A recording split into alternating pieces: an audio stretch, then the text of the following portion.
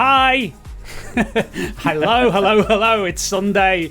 It's 7 p.m. It's all about the track feedback tonight here at MYT Towers. I hope you've had a great weekend. Sun's been shining over here in the UK and in Liverpool in particular, and I have not left the house. I've not even been outdoors, which is why my studio tan is excellent. So, excellent stuff. Again, hope you guys are keeping nice and well and safe in these absolutely bonkers and weird and wonderful times that we are going through. For those of you who haven't joined before, my name's Paul Nolan. I am the owner and the founder of MYT Make Your Transition, and we are making it a little bit of a mission to help you guys through the, shall we say, global situation as best we possibly can, so we can help you make the most of your lockdown. So, without much further ado, we're going to get into it, and we're going to introduce this evening's guest in just a moment. But a couple of things I want to just draw your attention to, because obviously we've got Nick Muir here tonight, and as I say, I'm going to introduce Nick in a moment. He's joined us via the, shall we say, the magic of Skype. And, it's a fun thing. And, if you caught our Tim Green stream last week, you kind of have an idea of what you're in for. But tonight, we are actually handing the stage over to you, because we've had quite a few track submissions over the last few days since we announced this on Tuesday, and we're in for quite the evening. I'll be honest with you, we got absolutely battered. Like my inbox still hasn't recovered from the amount of submissions. So I think we had somewhere in the region of like 30 plus submissions for tonight, and we've picked a good few of them. So what I was going to say, I'm just going to caveat this straight away. The amount of tracks that we've had, to do them all justice, me and Nick would have to pull an all-nighter, and unfortunately I can't leave the house to go and get more booze, so I'm basically a little bit stuck.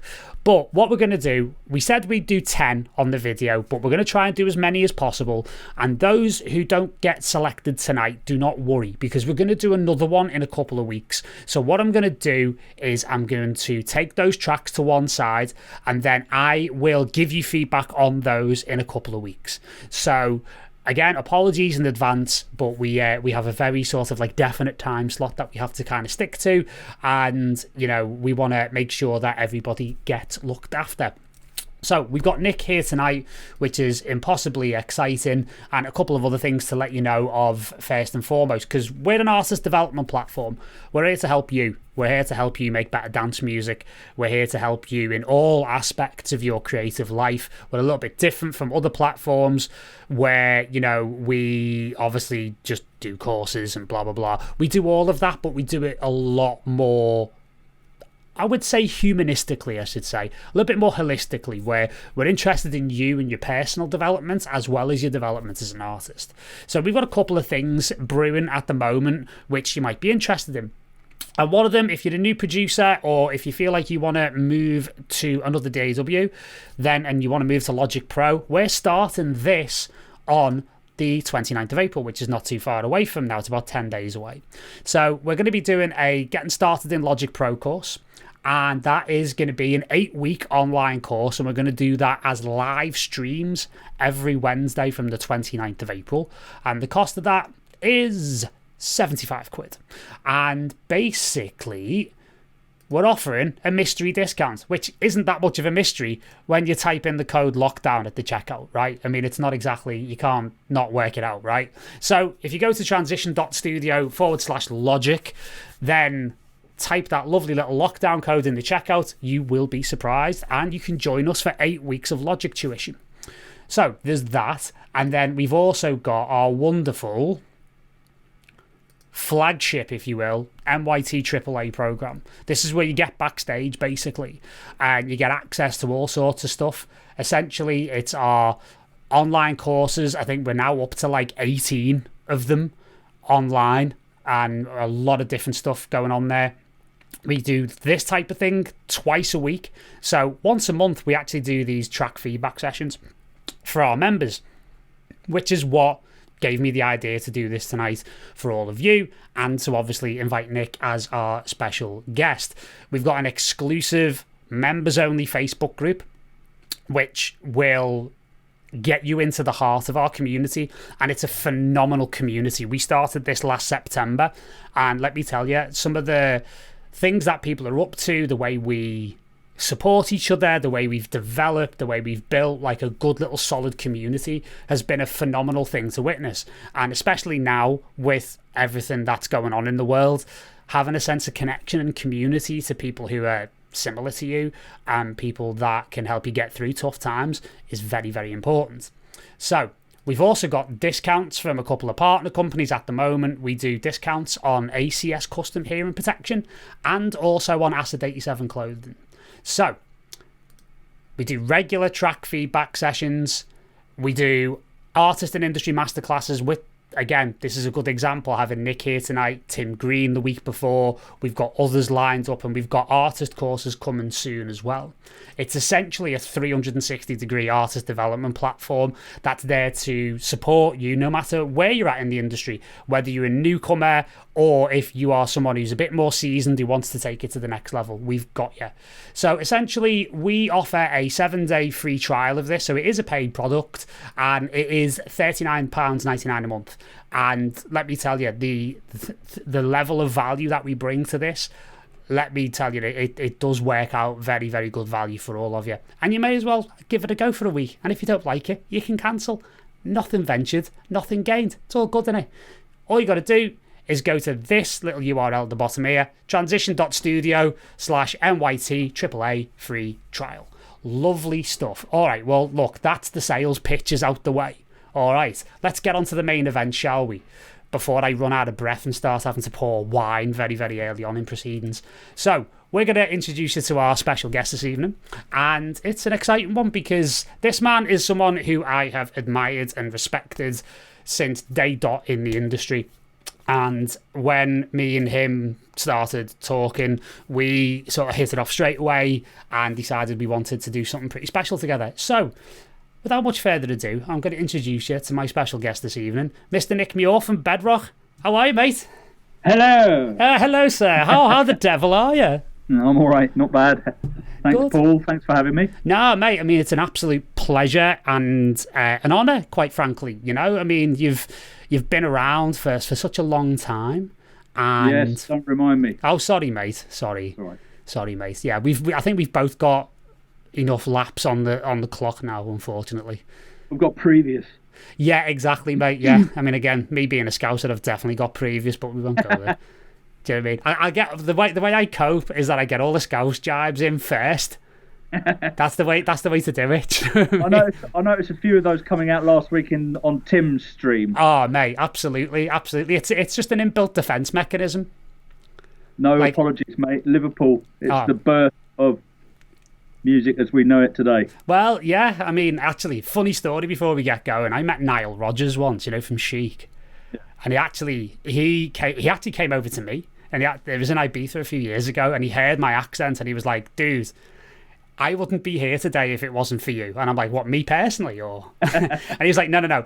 Like, he learned how to play guitar from a Beatles songbook, and to be honest, until that point, I hadn't really considered, because people from Liverpool were kind of a bit blasé about the Beatles, to be honest, because it's in our faces every day in normal everyday life.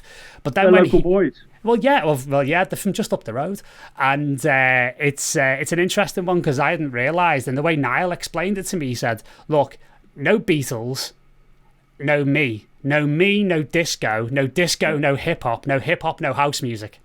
Yeah. So it's weird the way you can just trace that line all the way through. It's My really, brother really crazy. Is 12 years older than I am, and when I was a little kid, he was a massive Beatles fan. So when I was like 5, 6, he would be coming back with all the new releases from the Beatles. So I've been sort of immersed in it ever since I was tiny, and we still have long-ranging conversations about what the Beatles were, what they are, how they came to do what they did. I mean, it is such a brilliant story. Anyway, There you go. Well, there you go, With mate. Niall There you go. With Niall all the way. Start as we mean to go on, mate, with the inside baseball stuff. Do you know what I mean? All good stuff. Right, okay, so we're not going to waste much time because we've got a lot of music to get through. So what I'm going to do is I'm just going to move over to share my screen. And we're going to make sure everything's working here. And let's see where we're at. That always had to not work, didn't it? Technology is a wonderful thing, isn't it? Especially when it works, shall we say. It's a mixed blessing, is it? It's a very mixed blessing, mate. It's a blessing and a curse, and it's a good job that I've had what little shame I've had stripped away from me by technology letting me down over the years. So happy days indeed. I'm going to ramp up the happy days because loads of people are laughing at it in the comments, so I'm just going to say it more just to annoy people. So yeah, what we're going to do, the way this is going to work is that we're going to use this phenomenal plugin by our friends over at Plugin Alliance, and this for me is one of the best plugins I've used, if not the best plugin I've used for listening to reference tracks. So we have used this at MYT for a while now for our feedback sessions, and I use it personally as a great reference point for mixdowns, and it's called Metric AB by an amazing little company called Adapter Audio. So you can have a look at that, and it is very, very cool. All right, so we're going to use this as a way of just looking at the essential stats and then go from there. So as you can see, we've got quite a few tracks racked up, and we're going to try and get through as many of them as humanly possible this evening. And what we're going to do is we're not going to play full tracks because, as I say, you know, the sun will be coming up the next morning if we do that. And it's going to make for a very long night, shall we say. But with that being said, what we're going to do is we're going to probably play like the meat of each track, so a good couple of minutes, and then Nick's going to give his completely objective and unvarnished opinion because he's not heard any of these yet. And we are also going to get into a bit of technicals from my side as well. So we're going to just split the screen up here. I'm just going to shift my bum over here so I'm a little bit more level on the screen there. And yeah, we'll get on with the first of it. So we've got this track here called Futurelles. And let's just say one piece of feedback I will give to the community straight away is try and work on your track titling. Because what is the name of it? It's called Futurelles. Futurelles? Yes. Sounds like the backing singers for some 60s singer. Yeah, it does actually. Yeah, it's cool. Yeah, he's into it already. He's the Futurelles. I like it. So yeah, because I'll be honest with you, some of these track titles and the file names don't match up to the artists, so there might be a few little situations where we're not sure who's relating to what, but we'll get there. It's all part of the fun. It's all part of the fun. So we'll play these through, as I say, we'll play like a couple of minutes of each, and then we shall reconvene and then go through it. So this is Futurelles. So I'm just going to play this from around about bar 33, let rip, and then we're off. All right, see you in a couple of secs.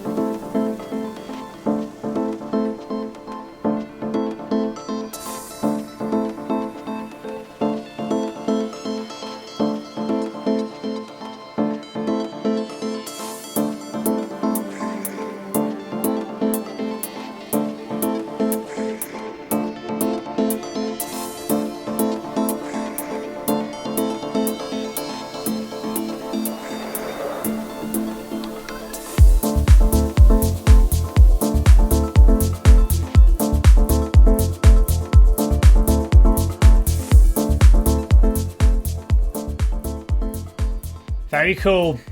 So that What was a fade. What a fade. Mate, I tell you what, mate, it's almost as if I've done this before, isn't it? So that actually was meant to be called Future Is, according to the comments. But I actually prefer the name Future L's, to be honest. I think that's quite cool. And notwithstanding many, many comments about how full my glass of wine is at the moment, shall we get into some feedback? What did you think, mate? Nice. Classy. That tune, that sort of thing. I went to see John play. I went over with John to Amsterdam last year when he played. What's the name of that gig? I can't remember. A Market Hall. That's right. And he did 6 hours, and we turned up midnight, whatever it was, and he got out his kit and started playing to an empty hall. You know, that was like, it filled up over the night, and which I'm not used to over here. You know, everybody's there and in at the get-go. But I love evenings like that because he starts off with ambient kind of beatless type of stuff, and that night he played that for around about half an hour, and then after that, you know, he brought in a beat, and it could have been that track, basically. Oh, wow. That sort of vibe, really early on when the night's quiet in one of John's sets, that wouldn't sound out of place at all. Wow. I don't know what you'd call that. I'd say that was deep house, really. I mean, everything that we do, you have to sort of presage it with a progressive, I suppose, but it's deep. I love it's the hypnotic thing, you see. Just that little piano-y riff going from the root to the fifth, and the way that he opened up the filter over the drop was exactly right, and everything sounded beautiful, really. Like I say, I don't know, I would play that myself probably early on, but I don't play the really long sets the way that John does. And so that might be a little bit too relaxed for me, because I have to start a little bit further up the energy range. But that is not a demo, is it? That sounds like a record. Oh, mate, yeah, absolutely. I mean, in terms of like my own feedback for that, technically, like on the more sort of like engineering side of things, because obviously, as we spoke about when we had the chat the other day, you're a pure musician, and I'm a pure sort of like nerd, basically. Yeah. So that's where you come. That's the angle you're coming at. Yeah. Basically, because I'm a failed musician, so I've just got to become a techie, basically. And you can't say that, can you? You know, the Warrior was one of our biggest tracks last year. So. Oh, thank you, mate. No, much appreciated. But in terms of the feedback I've got for this track, it's a beautifully constructed thing. It has a really. It sits on the ears beautifully. Like it's incredibly well mixed. It sits there really, really nice. I mean, it's obviously like not at mastered volume yet, but it's definitely in the right ballpark for it. And you know, the whole premise and the whole purpose of the track really, really works well. This is where I'm going to get into sort of maybe like just some sort of like creative possibilities in terms of like where it could go, just to make it even better. I mean, for me, like the only thing I would do, and again, this is just purely subjective, so you know, do with this whatever you will. I'm all about like organic texture. And I love to have, like, in tracks like this, I like actually hearing things like field recordings or, like, you know, found sounds and stuff like that.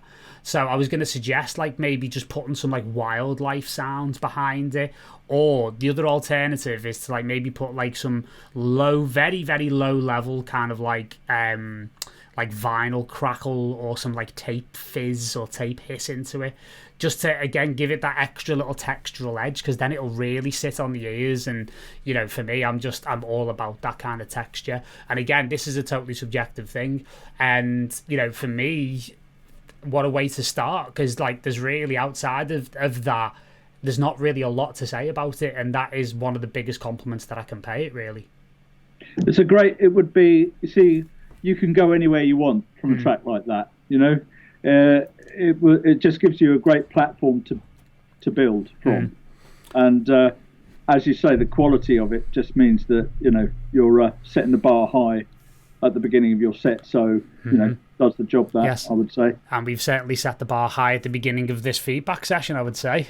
What did they have? He had like a vocal sample, kind of a, you know, Mr. Barry White was in the back there. Yeah, a little bit of that. A little bit of Baz whispering away. Yeah, just to give it that wispy element, you know, wistful. And it kind of does that, and it does, you know, I suppose the reason you would put something like that in is for what you were saying, just to have an organic kind of something which isn't mechanized sounding. Sure. And so that was quite a clever little idea. I'm very wary about putting vocally stuff in myself because I get a clip round the ear from John if I do it. But that I thought was extremely well judged piece of music. No, definitely. Absolutely. So we're going to move on. This one was called Melodic Tech Pro 5, which I think is possibly a working title. But yeah, what we'll do is... Snappy. Yeah, snappy. You know, to the point. To the point. This is what we like. So we'll play that for maybe a little bit further, and I want to just get it to the sort of the main meat and the break and stuff like that. So here we go. Here's the second track. Here's Melodic Tech Pro 5. And well done to the producer of Future Is. Excellent work.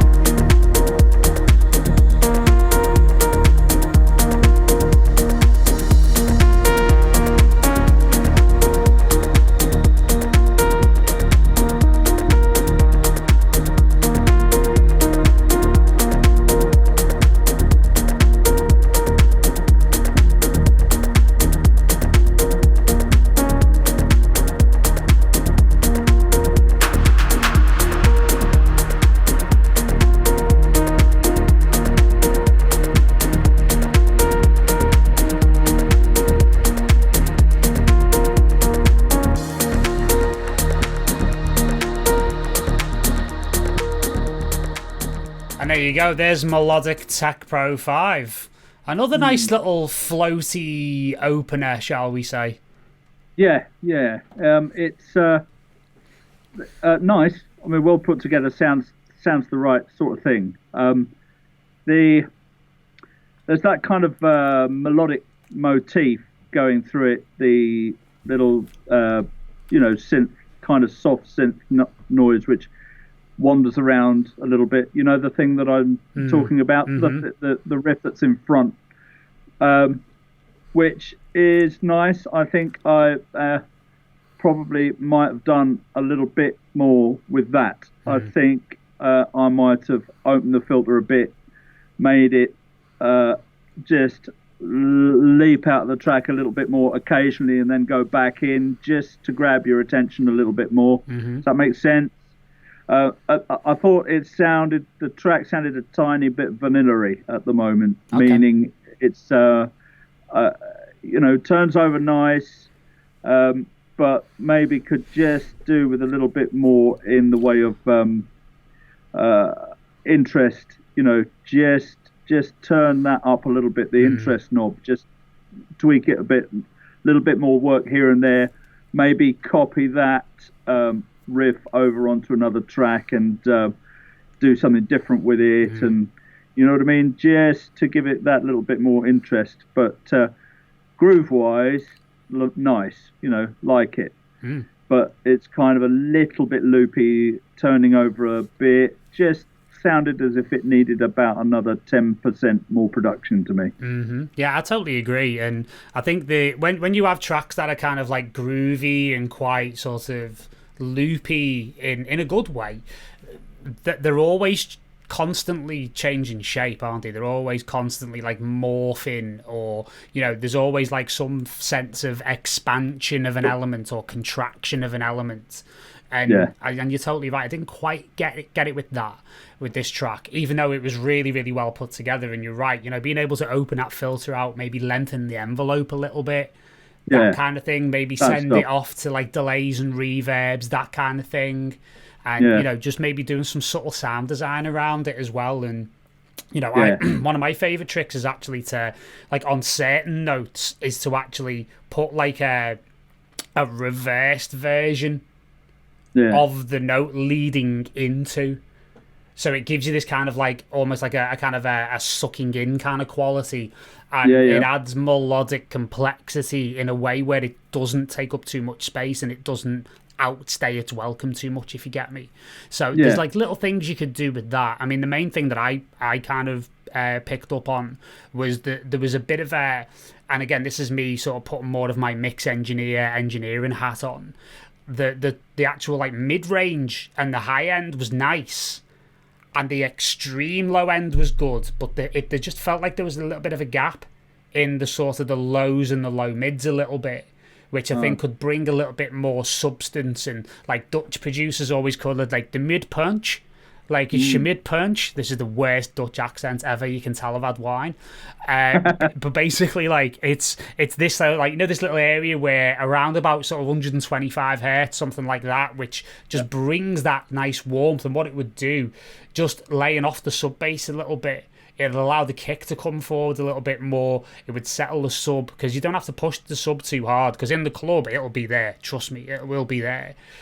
But then it will stop the hi-hats and stuff becoming too dominant, and you can maybe bring the hi-hats down a couple of dB, and it would just give the whole thing a lot more breathing room, a lot more space, a lot more dynamics, and the whole thing just then goes, and it kind of just releases out into the higher frequencies, and it starts to kind of like, what you're going for this type of track is you want it to almost like wash over you in this kind of like, hypnotic kind of, almost like a kind of a fugue state, if you will. Do you know what I mean? It's like a reverie almost.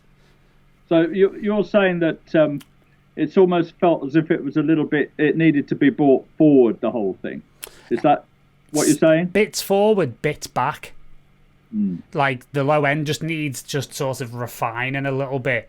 And what actually, to give it like really specific feedback, and again, like, this is the type of feedback I go into when I do it with the monthly members every month, is like, it's the edge of the kick drum. I wasn't quite sure where the edge of the kick drum ended and the beginning of the sub bass started. It almost kind of like melded. What do you mean at the lower end? At the lower end of things, yeah. Like, it needs a bit more definition. So if you bring those hi-hats down, it allows the kick to kind of cut through.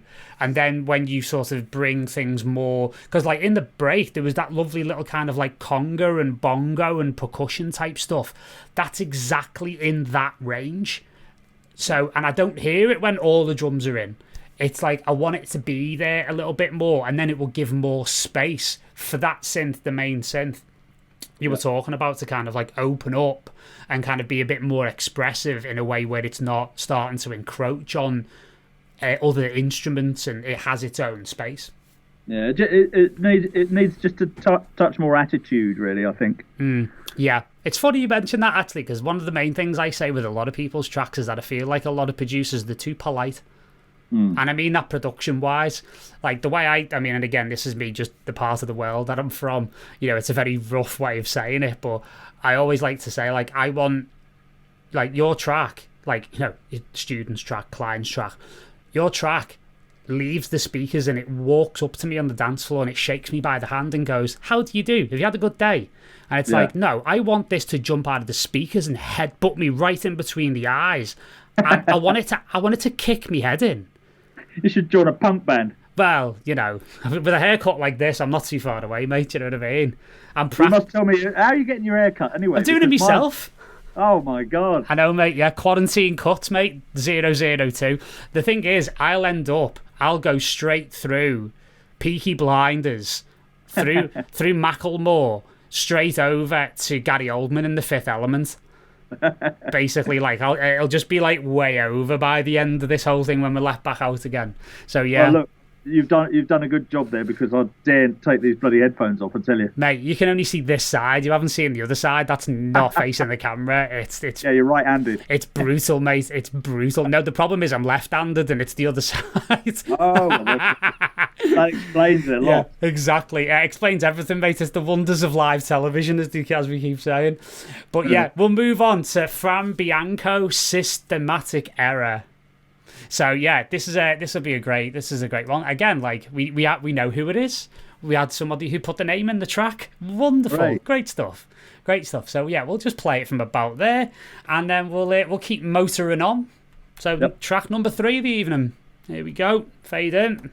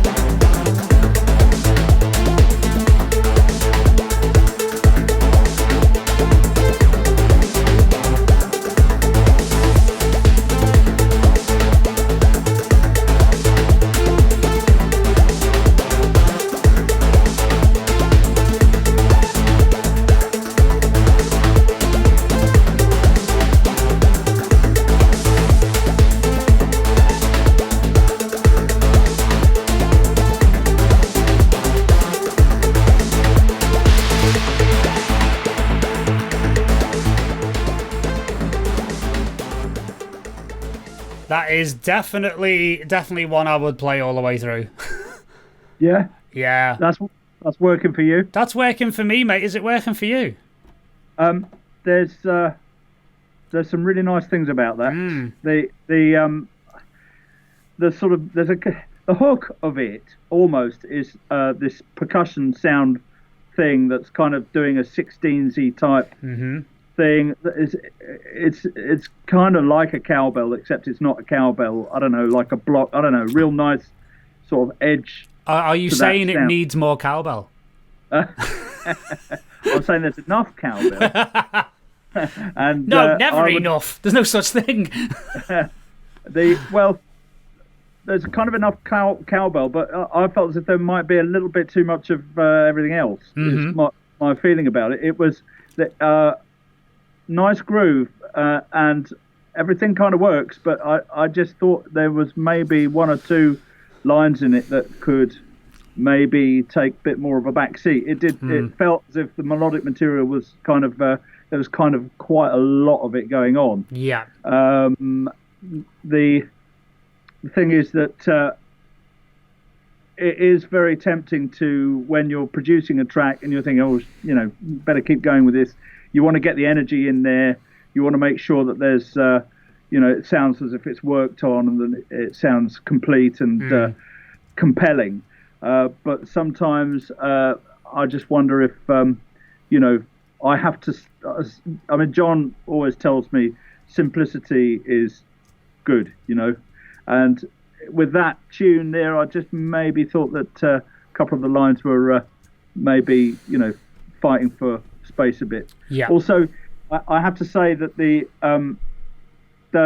some of those sounds taking the lead there were they were that sort of slight super saw type sound, sawtooth kind of detuned sawtooth lines. Yeah. And myself, I tend to shy away from them because I have slight trance connections going on in my mind with that sound.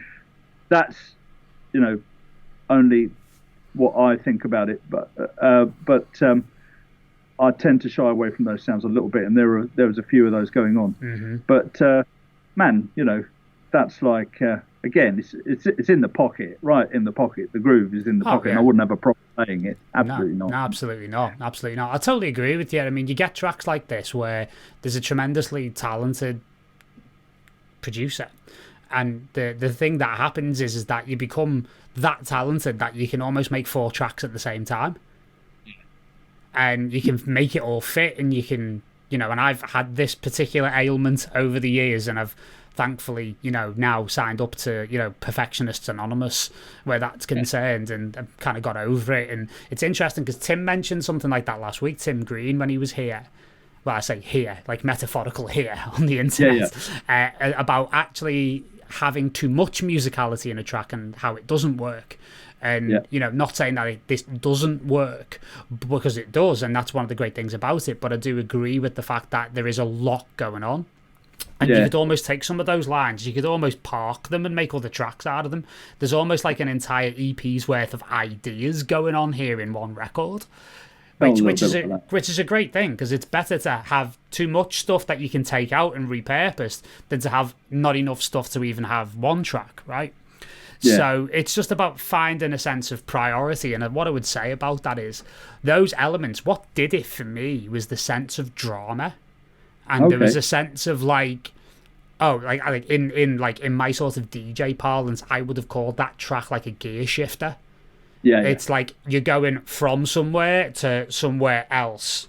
That's a 2 hours in track, isn't it? Yeah. That's okay, we're stepping up here. We're going somewhere different. And for me, what worked about it was it always had a sense of it's going somewhere. Yeah. It's not pondering. It's not like kind of like you were saying with some other tracks. It's like it's not like loopy. It's kind of it's loopy in a good way, but it's adding tension. It's adding drama and anticipation. I'm sure that drop would have, put the icing on the cake there. The main one that we got into before we faded out. But I totally agree with it on the sort of the trancey elements. I always think you can get away with those elements, but you can also maybe do something a little bit different with them in terms of sound design, just to kind of take it out treat of them that. A bit, yeah, absolutely. Just do something that I don't want to blow too much sunshine up your rear end, but when your track, why do you think you're here? Why do you think I invited you? Don't worry, it'll be coming thick and fast now. Excellent. But the way that you treated the lead sound in that tune was a good example of what you can do with a sound. It's like the way that you can make a sound breathe within a track, develop it, take it back down, bring it back up, intensify it, make it less intense. We have the technology, use it. No, totally. And that's a testament in terms of how I did that. It was a testament of just like raw simplicity, because the only thing that was really happening on that was a bit of reverb and a very precisely slightly wonky ping pong delay. Right. And that was it. And the rest of it was just down to the envelope of the sound and how I manipulated that in the moment. And the fact that underneath the low pass filter, there was just lurking that little bit of white noise that when you rolled the filter up, it then got more exciting and it had that kind of sizzling kind of element. A bite. Yeah, exactly. And, don't even ask me about how those oscillators were tuned, because they were just the wonkiest oscillators known to man. I think they were the most sour, detuned oscillators I've ever programmed in my life, but it worked. I think it's a great sound. I love that sound. Do you know Fairmont? Do you listen to his music? I do. Big fan. Deceiver was a track he had out just recently, and he was doing that kind of thing where it just grabs hold of the tuning and it just kind of wanders off and then wanders back in again. Just that feeling as if you're kind of the ground beneath your feet is starting to sort of just give way a little bit. I think that's I love that sound. It's actually not for everybody, but I think that is a great effect. I mean, you can do, instead of adding another layer, you can do something to the sound you've already got, can't you? Yeah. That's what I think. I mean, the use of layers on that track was really nice. I have to say, it was really good. The way that, and people who like our sort of music, they do like the layers in the sound. Yeah. But sometimes I think you can maybe, forget one of the layers and work the sound a bit. Yeah. No, absolutely. And that's the thing. It's like, it's a less is more approach, and, it's getting more out of the sounds that you have, because when you've got that much stuff going on, it means everything is kind of competing for space a little bit. So it means things like we were saying with the first track, with like opening the filters out and stuff like that, you don't really have enough space to be able to do that, because you'll always end up encroaching on another element, and it becomes this real tricky kind of like tightrope walk. Do you mean from a mix point of view? From a mix point of view, and also from a production point of view, because, again, if you just pack a track full of stuff, it's inevitable that sooner or later things are going to start getting in each other's way.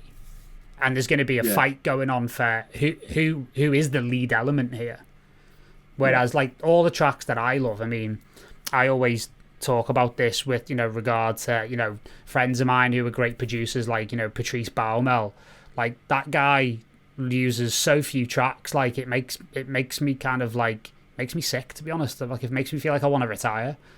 Yeah, but it's right. I mean, you see people putting their mixes up on screen, their arrangements up, and they're like, sort of say, they tell you how many tracks they've got, and I'm like, I really, really, really don't care. It's like I don't think it is relevant. If you can do a really great track with eight elements, then you know what you're doing. You know what I mean? Oh, absolutely, 100%. And it's actually more likely that you'll do something if those 8 elements are the best 8 elements that you can put together. Because like I've always said this to people. It's like, it's not a pissing contest, for want of a better expression. About how complicated your session is or how many tracks you've used. It's not as if I've stood there on the dance floor thinking, I'm not going to dance to this. There's not enough tracks in it. And if somebody is thinking that on the dance floor, they're not the type of person you really want to go to a rave with.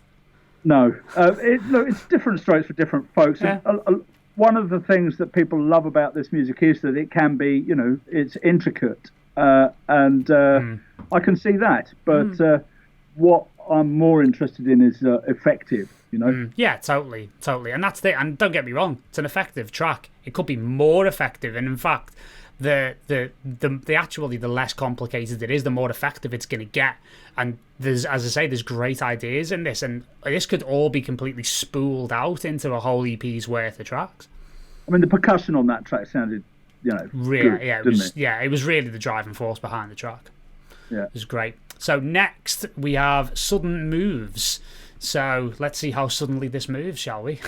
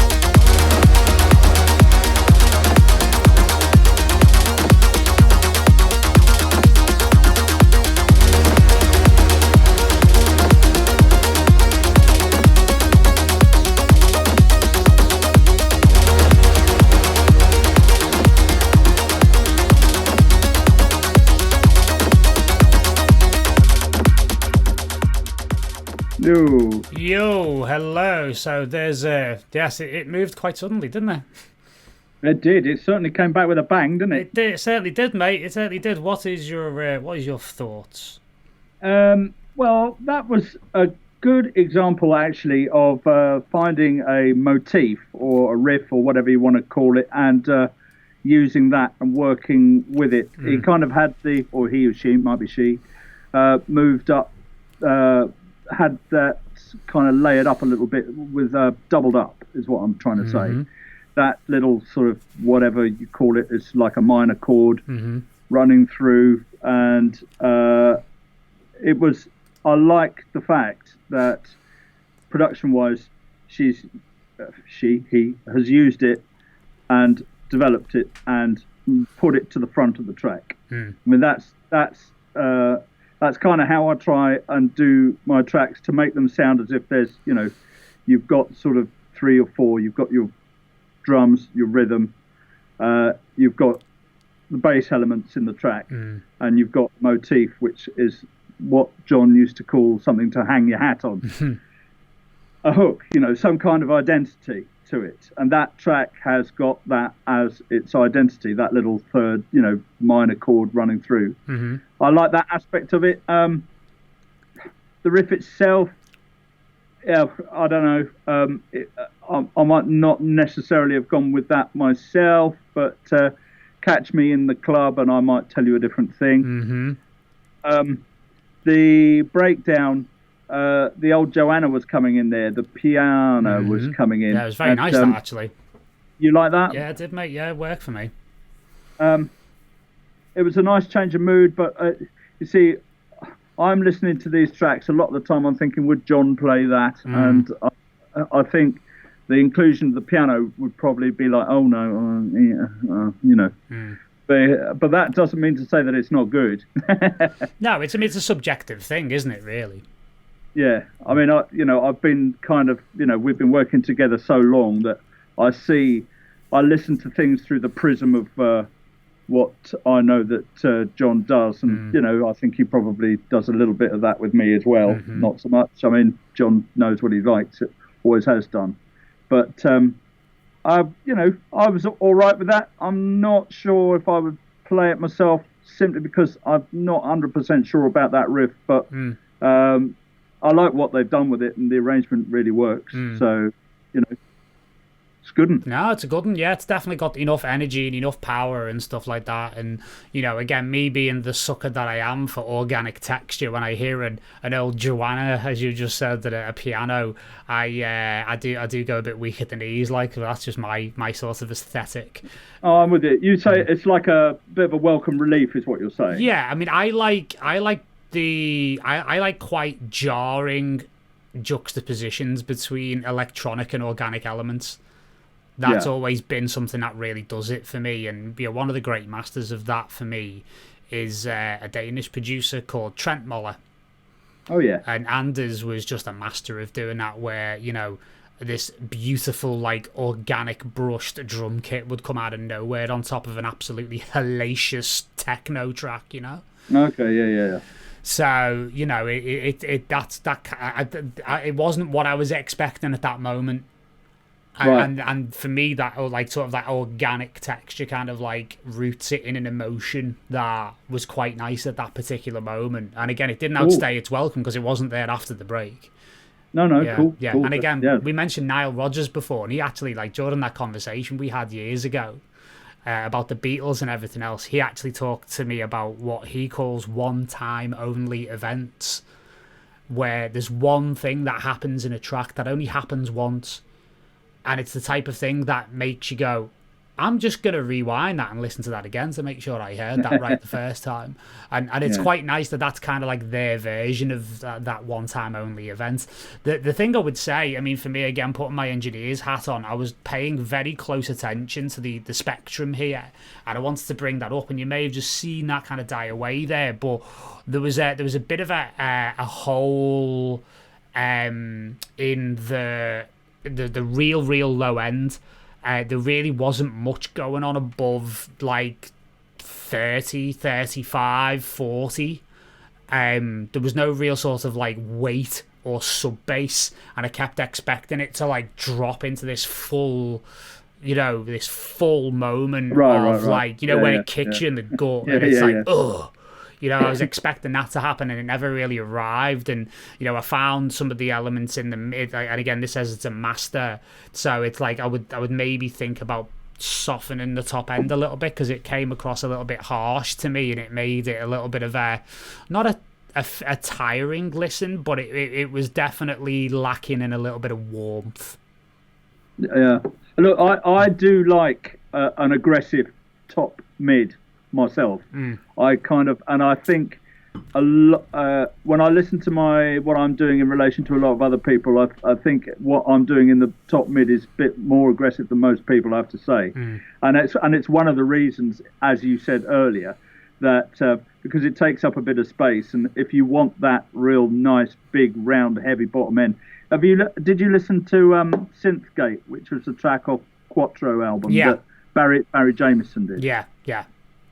Man, the master on that is absolutely wicked, man. It's like I don't normally do this, but I had to send him a message to say, how the fuck are you, excuse my language, how are you mastering that?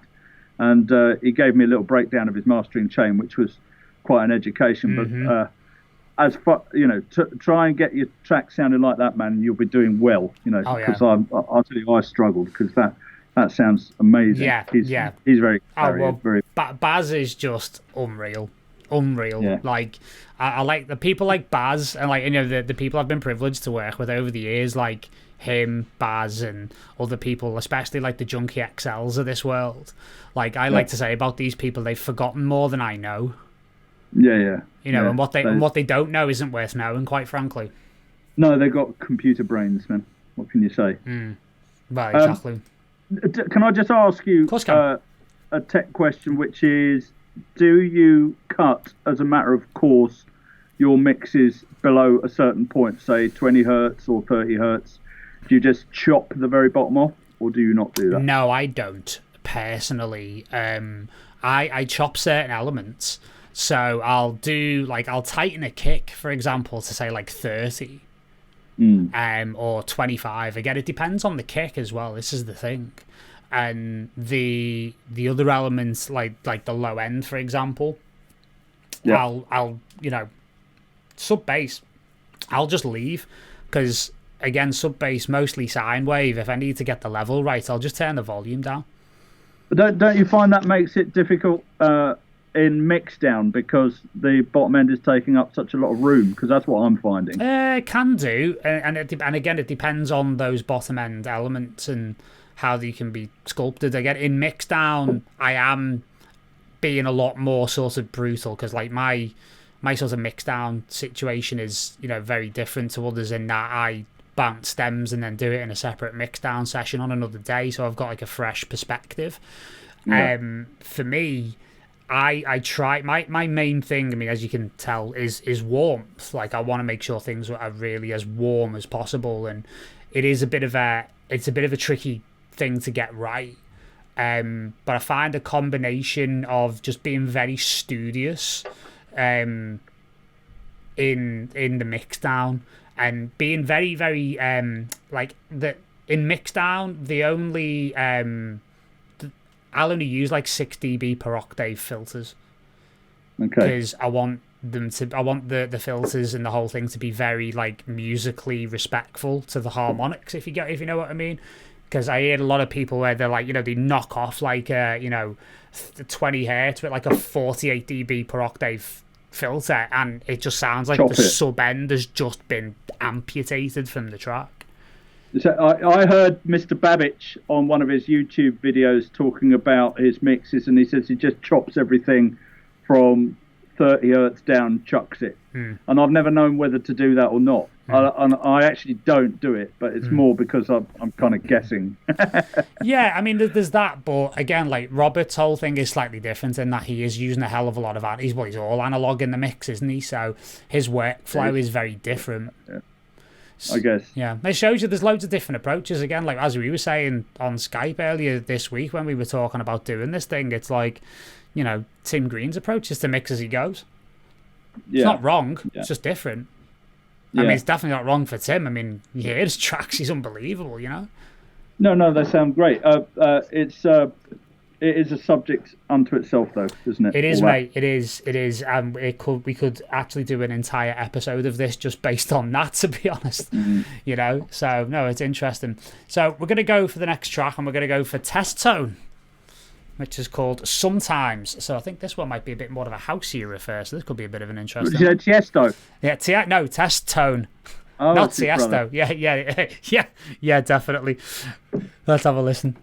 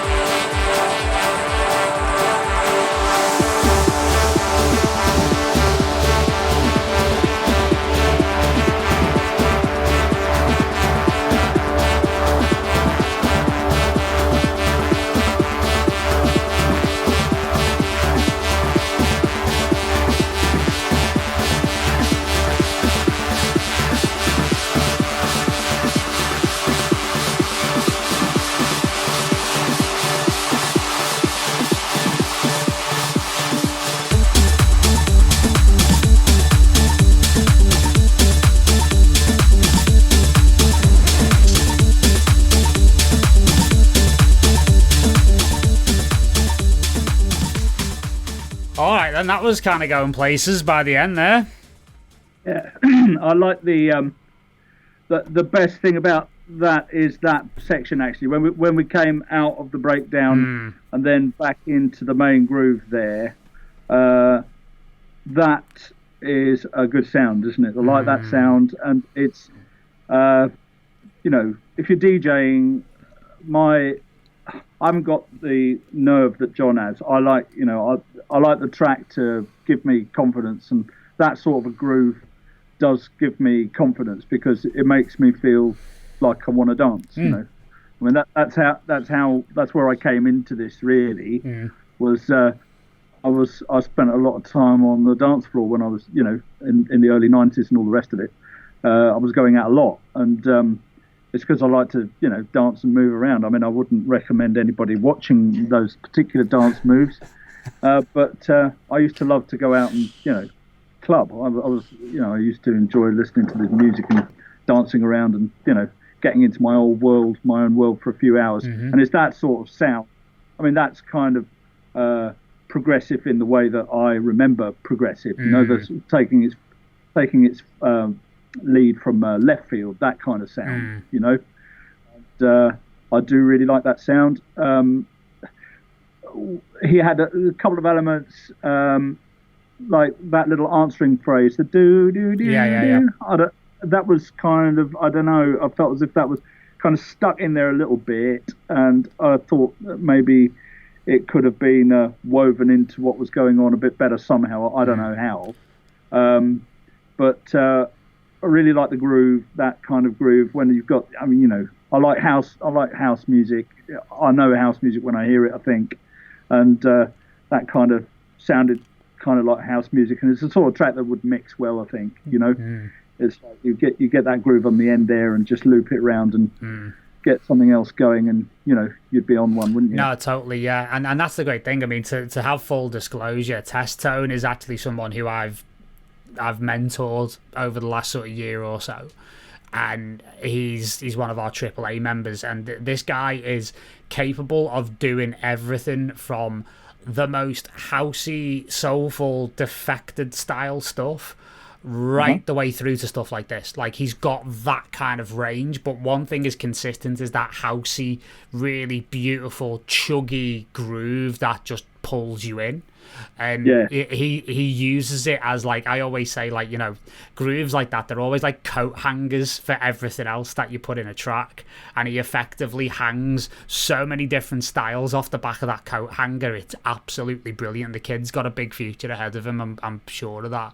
And well, I'm a sucker for the groove side of things. You know, it's like, that's what I'm looking for. When I'm going through tracks, I'm looking for something that kind of moves and moves in the way that I want it to move. And then okay, you know, it's got that thing to it. You know, it just makes you want to move. Yeah, absolutely, mate. Absolutely, without a doubt. And that's the thing. It's like, you know, all the critiques I have for that. I mean, I totally agree with you with that kind of call and response sound. I actually think the issue with it is that it's used a little bit too frequently. And what, in that particular track? In that particular track, yeah.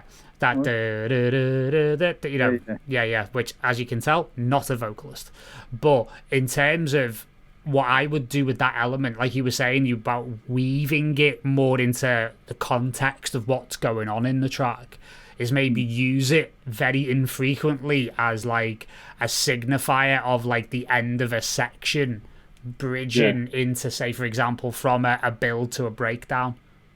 Right, so that kind maybe of thing. Half as many times or even less. Yeah, or maybe, again, like what we were saying before, the one-time only event.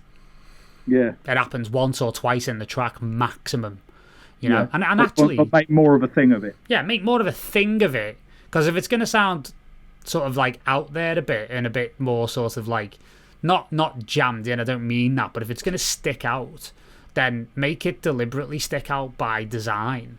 And make it something that is like a kind of, you know, a signifying moment in the track. Yeah, get that. No, totally, yeah, totally. And again, all the rest of my feedback on this is more on the mixes. Again, it's just you like a nice aggressive sort of top end. I like things a little bit more smooth, you know, potato. Let's call the whole thing off. what I think that sort of mid top does to a track is give it a bit of life. That's what I'm trying to get the tracks to do, is to get them to, like you say, come out of the speakers, come get into your face a bit. You know what I mean? I think demos, a lot of the time, they can sound like the problem is they sound like they're being played from behind a curtain, right? And you've got to whip that curtain away from those sounds somehow. Just get the things to, come out of the speakers at you. And but it can go too far the other way. I mean, you're absolutely right. No, totally. It has to be done with care, but that's the thinking behind it. Well, the bass end of that track, right? That was sounded to me like the bass was where the low energy was, and the kick was kind of there. But doing that sort of more of a chest thing. Is that what was happening? Did you it was more of like a kind of a thing to kind of like mark time, rather than being like a really like aggressive element in the track. But again, that's not wrong, is it? No, not at all. No, absolutely not. It's a different aesthetic, I mean, I've always come from the place where the kick is the one that drives the thing along, but I'm not sure that's sometimes I really like the results people get when they use the bass element, the bass line or whatever you want to call it, as the place where they get their low energy from rather than the kick. I find it hard to do that myself, but I thought it was done effectively there. No, very much so. I definitely agree. And, the whole thing hangs together really, really well. Yeah. That was just the ticket. No, definitely, mate, definitely. And the thing is, like you were saying about, making you want to dance. I always remember, again, another one of my dear friends in this industry, Paul Woolford. Who just is, again, one of these wonderful, just incredible producers. I read something with him recently where he says he has this thing called the chair test. And when he makes a track, if it doesn't get him out of his chair and it doesn't make him dance, then it's shit. Yeah. Like, they were his words, not mine. No, that's the...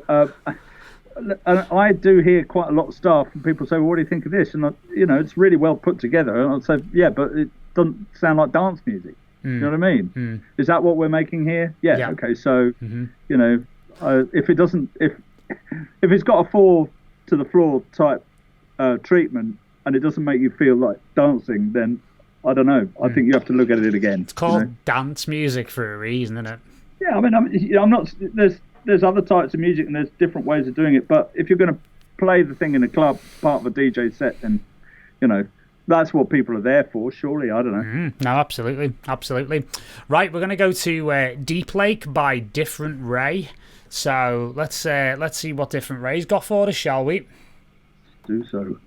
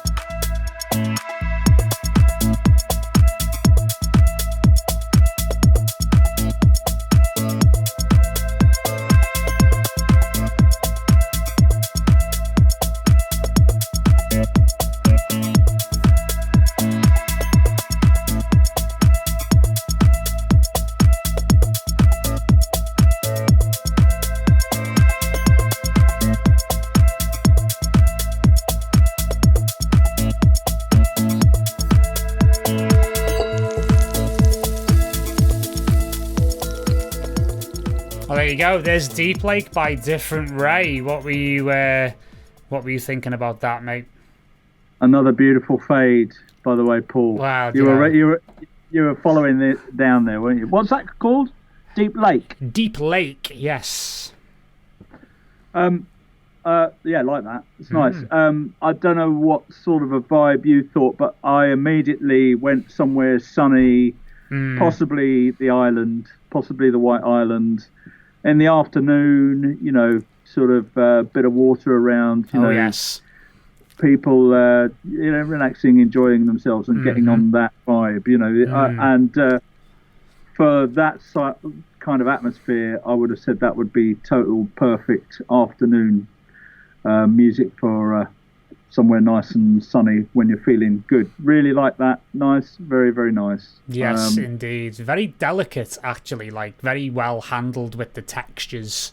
Well, that's like a sort of gamelan type sound thing, isn't it? That, is that type of, and really suits that type of music because it's got that slight Eastern thing going on, and slight sort of take you out of yourself, you know, type of, you know, sort of little bit of spiritual element to the sound of it. Really very nice, lovely bass line as well. Oh actually. yeah, totally. Yeah, very much so. Yeah. Yeah, that you see, though, that bass and that kick are not just thrown in there, are they? You know, they're kind of thought about a bit, you know, and appreciate that in a track. Very much so. Very nice. Very nice indeed. Very nice. Very well done. Very well done indeed. Yeah, because it's like it's different Ray. Do you think his name is Ray, but he's a different Ray? Yes. Or do you think never know. It's a ray, as in a cosmic ray.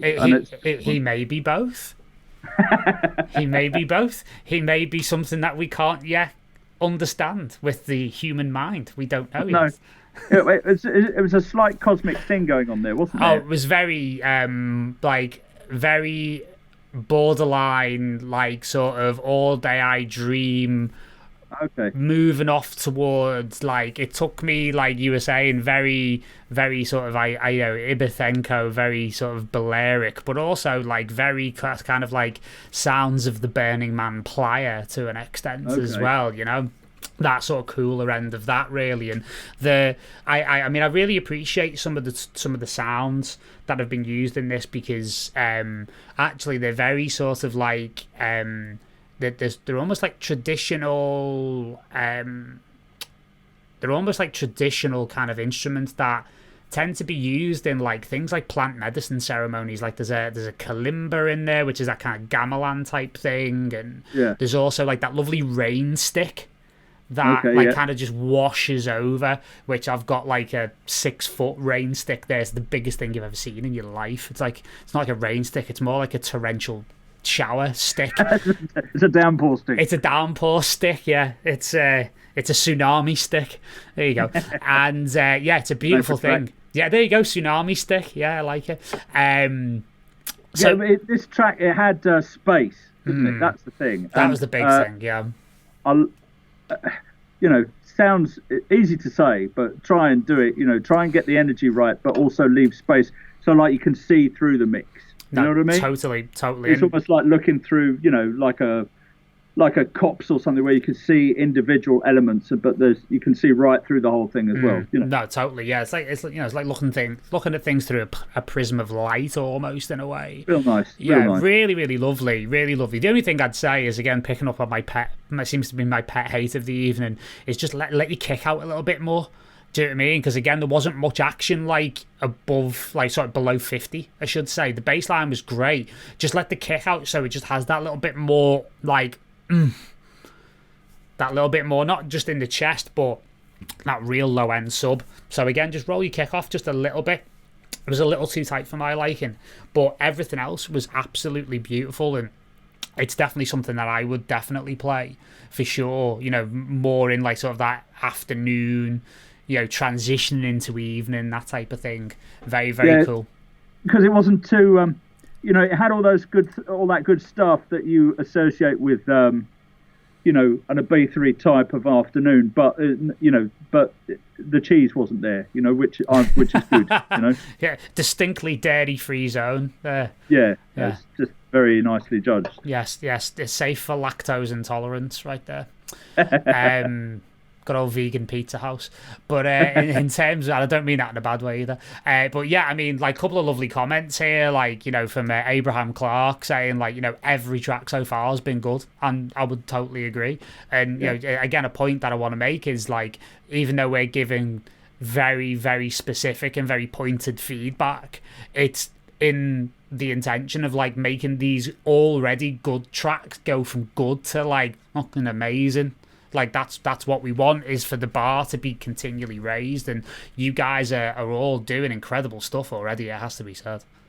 Yeah, that's right. We want, the idea is to encourage, because we want more music, and we want more music of the type that, guys like us like, Old farts like us, you mean? Well, and also the thing is, it's tempting to think that this kind of music belongs to a specific generation, but absolutely it doesn't. No, not at all.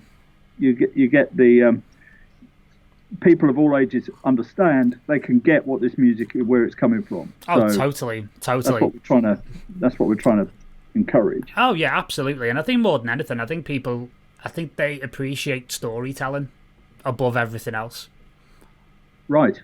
And I think this music has always been about the narrative and about the storytelling element, which I think is something that is universal regardless of age or interest, really. That's a good point, man. I mean, and something that is John Diggers' stock in trade, really, being able to navigate through and there be some kind of thread to what he's doing, but and start in one place and take you somewhere where you didn't necessarily expect to end up, Yeah, I've had plenty of nights out like that, but we won't go there. Right, we're going to move on to this track's called Trick All the Time.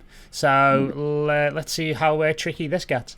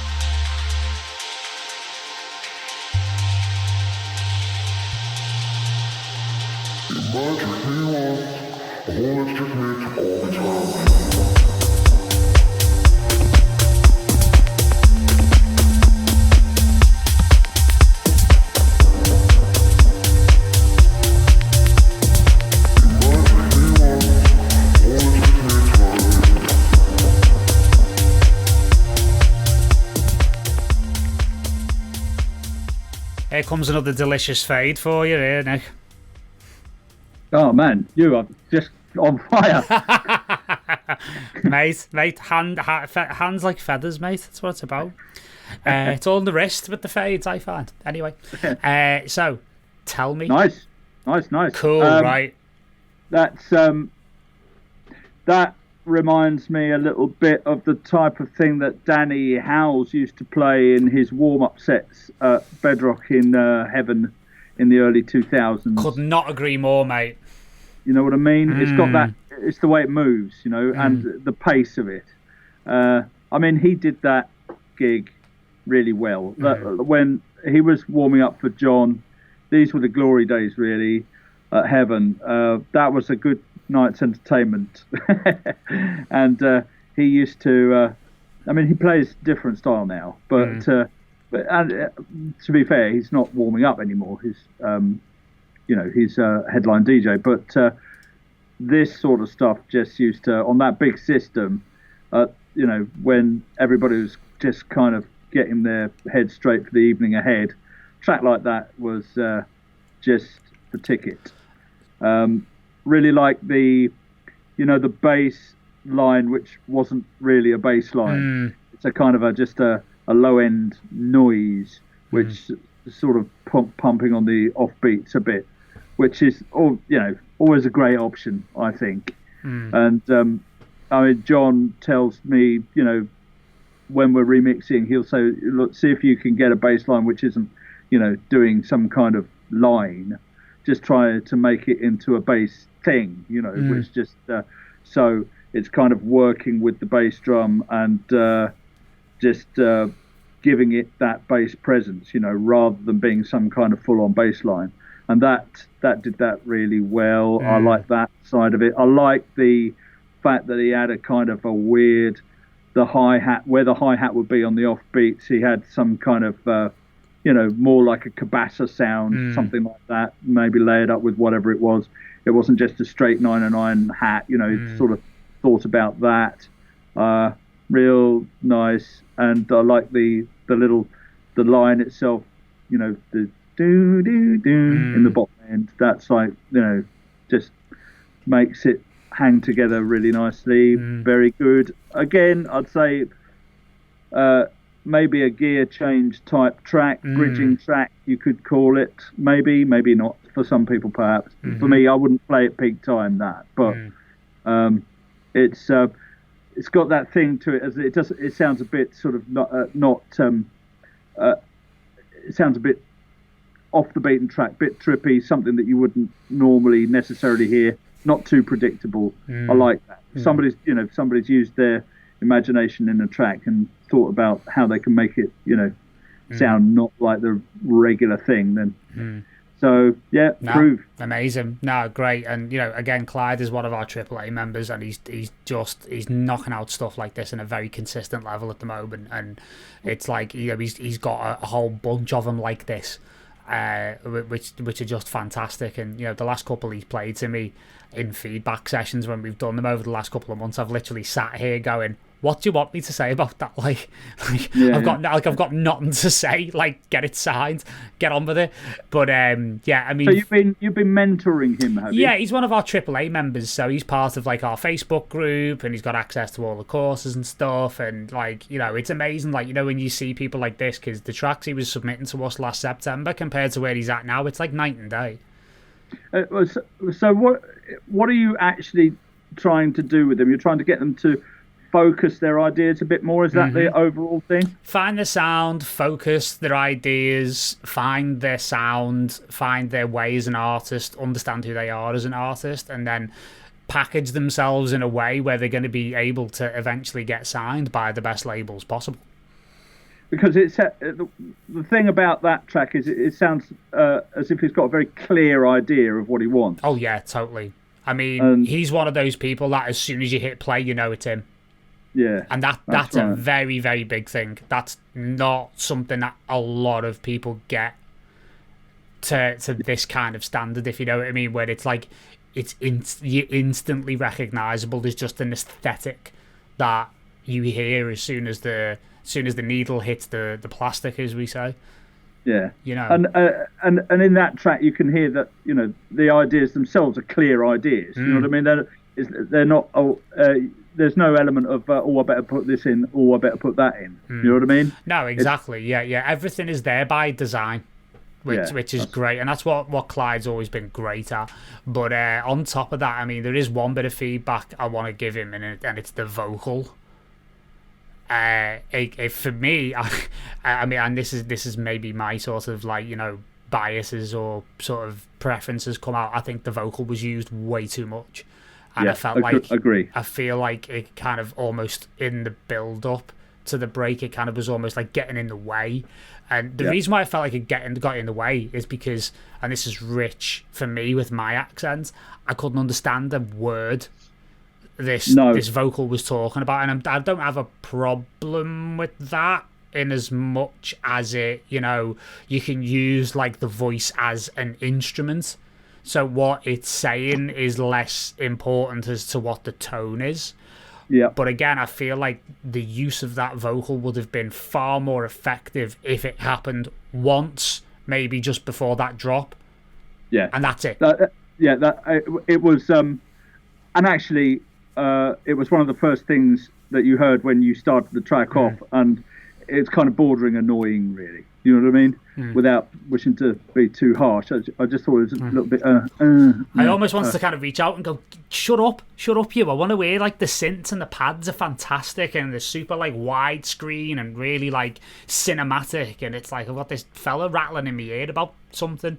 It's like shut up. It's not something that I ever use either, but people same. do use it and they use it effectively. But I that kind of slowed down type of voice thing, I don't quite get it. But if you had that voice saying one or two words and they were legible, you could hear them, and they were right down there, and they had that bit of delay and they had that bit of phase going on. You know what I mean? Maybe. Yeah. But as it was like you say, it was kind of just confusing the issue, really. Yeah, exactly. I mean, what I would do in that situation, if you do want to use a vocal like that, and I've engineered tracks in the past with vocals like that on it, the way to do it is to actually utilize that lower sort of, like, I call it the Barry White layer. Like, use the Barry White layer as a layer underneath the originally pitched sound, the originally pitched vocal, so you've got a legible higher pitched, originally pitched sample with that weird kind of slowed down kind of thing, where it adds richness and thickness and weirdness, and in a way it actually makes it more trippy. And there was something about that particular vocal that meant you were trying to hang on to what he was saying. You were trying to figure it out, and it's like, and you kind of forget to listen to the music, Yeah, exactly. I mean, there's nothing wrong with like trying to figure out what the guy's saying, but when it becomes the thing that you're trying to work out in the track, and it almost like stops you dead on your feet, and it's like, what is he saying? Yeah, a little bit there. Yeah. I mean, again, like it just needs to be used way more selectively. That's it. The concept itself got nothing against. It's just use it incredibly sparingly to enhance what's going on. Yeah. Rather than That's it. Sort of getting in the way a little bit. But other than that, fantastic stuff. So lovely sound. I mean, he as I say, he has a very unique sound that I think is going to take him places. Okay, so this is a bit more of a techno vibe. This one apparently 176. I hope this is not the BPM, because I've had half a glass of wine. I don't know if I can keep up. that'll be my heart rate at the end of this. I'm not as young as I was. Yeah, exactly, mate. Exactly. Right, let's have a go.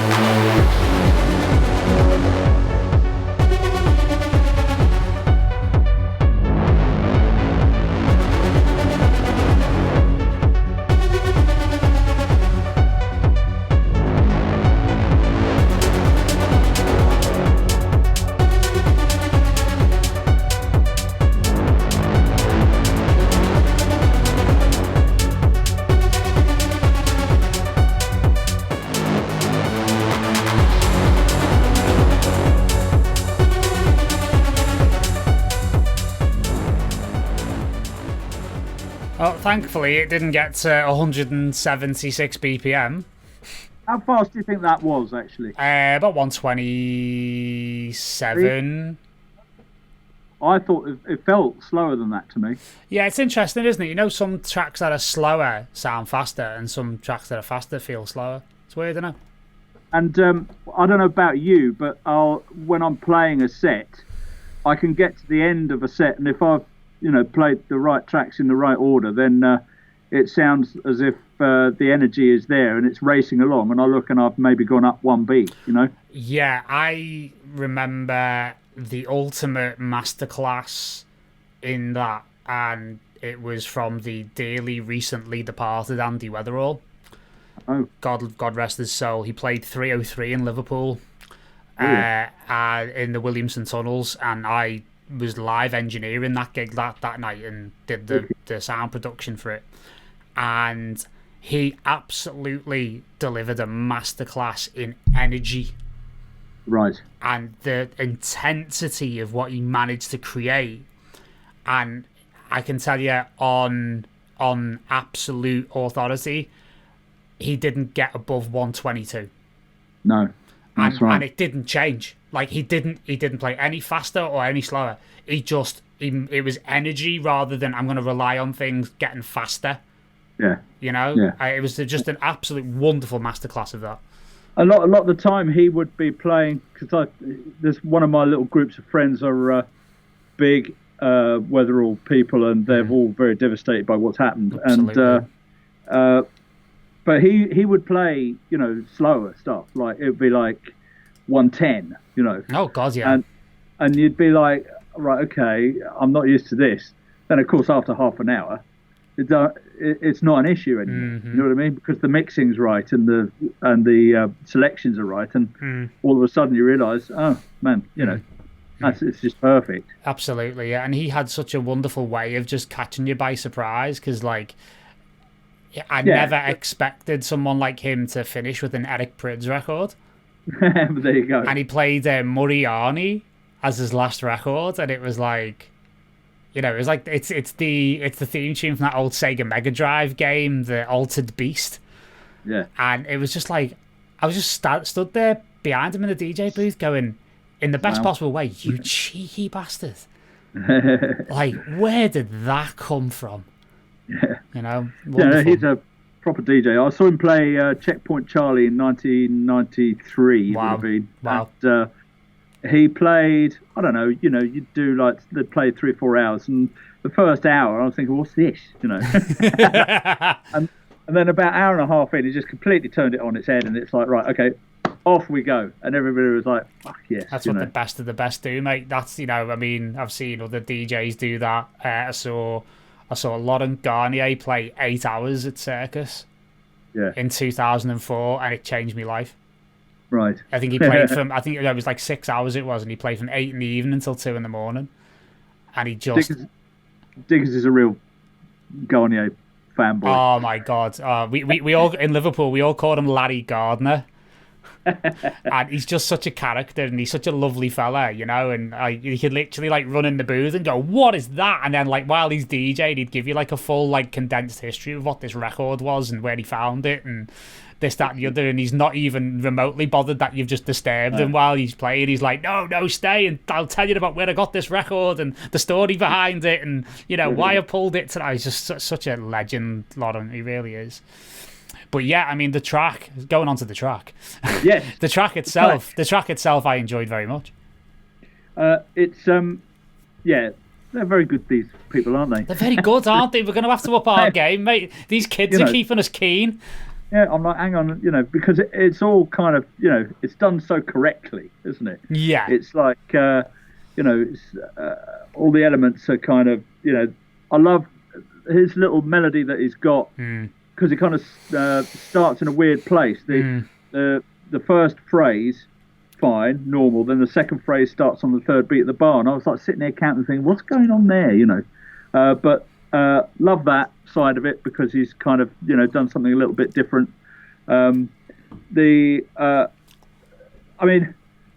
Techno, that's another subject, isn't it? It's what is techno? Well, it's changed and it's turned. I've just had a comment from the guy who's tracking his kids. I'm 34. I won't tell him how old I am. Well, yeah, exactly, mate. Yeah, exactly. Could be my grandson. Well, yeah, exactly. Yeah. He's not, is he? Oh no. Well, not that you know. Thank God. The kick, right? Now it's that kind of overdriven thing, isn't it? You know. Yeah. I reckon you've got to be careful with your techno kicks. But I am not a techno artist. I like, I go through.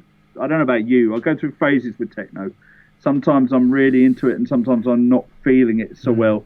And one of the criticisms that gets levelled at it is it's a bit one-dimensional. I don't know. There's a lot of techno around at the moment, and I'm kind of, I don't know. John went through a stage of playing quite a lot of techno, and he's not playing so much techno anymore. But that may change again, because you know what he's like. He likes to keep ducking and diving and keep you guessing. But it was kind of not relying too much on cliches. What's that thing they do where they got the hi-hat or the ride cymbal and they do the tuning down thing, The pitch bend. Yeah. And I heard a bit of that going on there, and I'm not, I don't know, whatever. But the arrangement and the dynamic of it is very good. I wouldn't, those kick drums, the overdriven thing, I find it a little bit, I don't know. I think it sort of takes away from it a little bit, I think. I think you have to be careful with that. Yeah. But it's very aesthetically the de rigueur, isn't it? It's the fashion at the moment, isn't it? And again, that's not to kind of like take away from it. And like we were saying before, what the driven kick? It's very of the fashion, isn't it? That's happening at the moment, is it? It is. It's very it's very down with the younger than 34-year-old crew, if you know what I mean. I mean, it's a very classic kind of like thing at the moment, and that kind of like rumbly bottom end and stuff. Yeah, I get that. Yeah, totally. And there's nothing against it because it trundles along and it rackets along quite nicely.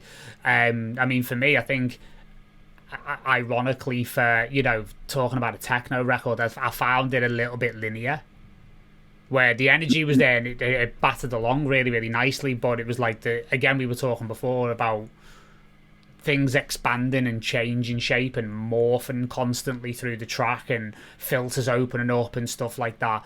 I was looking for maybe a little bit more of that to kind of make it a little bit more. If you're going to make it like repetitive and tracky and loopy and groovy in a really interesting way, then you need to take those elements and kind of like find all the gears in the gearbox for that sound and be able to more roll dynamics, through them. Yeah, what you're saying. more dynamics. Yeah, more dynamics, more variation, and things that, as I say, constantly are not standing still. Yeah. Do you ever listen to Umek's records? I do. Yes. Lovely fella, Umek. I've never met the guy. Yeah, he's great. He's great. We did some stuff with him at ADE, not last year, the year before. He's a great guy. I think he makes. For that style, amazing sounding records, absolutely amazing. They are just huge, and also they've got that thing. They got that shock element to them, which I think is techno kind of can benefit from that. One thing that I did like about that track was the fact that it was a techno track, but it wasn't fast. Yeah, and I do like. I can slip into a set a bit of techno, which is 122, 123. Well, of course, you can always pitch it down. But I always think that if you write a track at a certain speed, that's where it's coming from. And so, sometimes I'll go through and see if I can find some couple of techno tracks which are at that speed. But like you say, it probably needed maybe just something just to kick it through the roof a bit. Yeah, totally. I really like those sorts of like Reese sort of like sub bass kind of like whoa little wobbles and stuff like that. I quite enjoyed those. Yeah, that was cool. Awesome. Right, so Lost in Voids is the next track. That's the artist name, and the track title is Her Voice Awakens. So Let's see what she's got to say, shall we? I'll tell you what, I've got these like radio kind of like segues and fades down, haven't I? It's like I'm on a hospital radio station back in the day, You need a jingle, mate. I know, mate. Yeah, not off.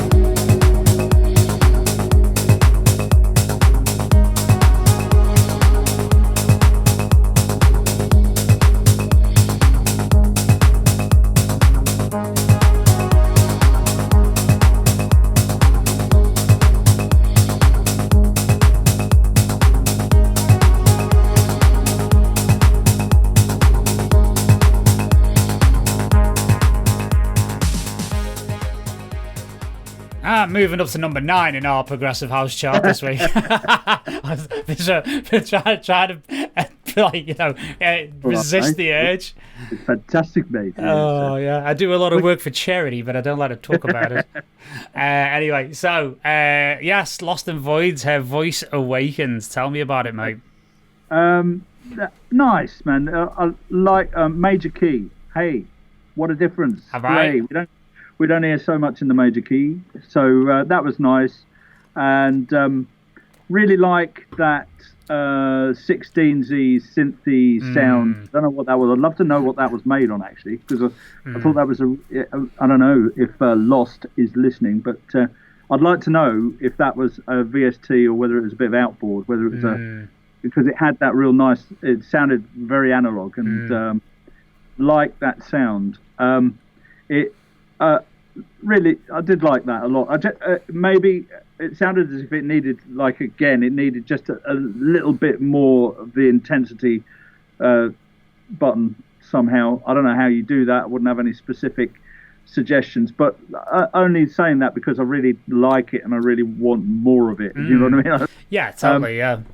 What did I play? On my live stream a couple of weeks ago, every Tuesday, folks. Tuesday for the live stream, 9:30 p.m. We're turning into the smashy and nicey of prog here, aren't we? Well, I was gapping the market. Well, this is very true, yeah. I played last track up. I played flute track, electric guitar. You remember that? Yeah, I do. Yeah. And I thought this track had a bit of that about it, just because of the major key and the fact that it was up and it's got that kind of 16s-y thing, feel good thing going through it. And I'm kind of drawn to that feel really. So really like it, like the vocal treatment. You see, there's an example. You're saying there's a bit of a vocal in there, but that totally, there was no question of that getting in the way of anything. No, not at all, not at all. In fact, it kind of added to things, really. Yeah, nice element that was. Yeah, beautiful.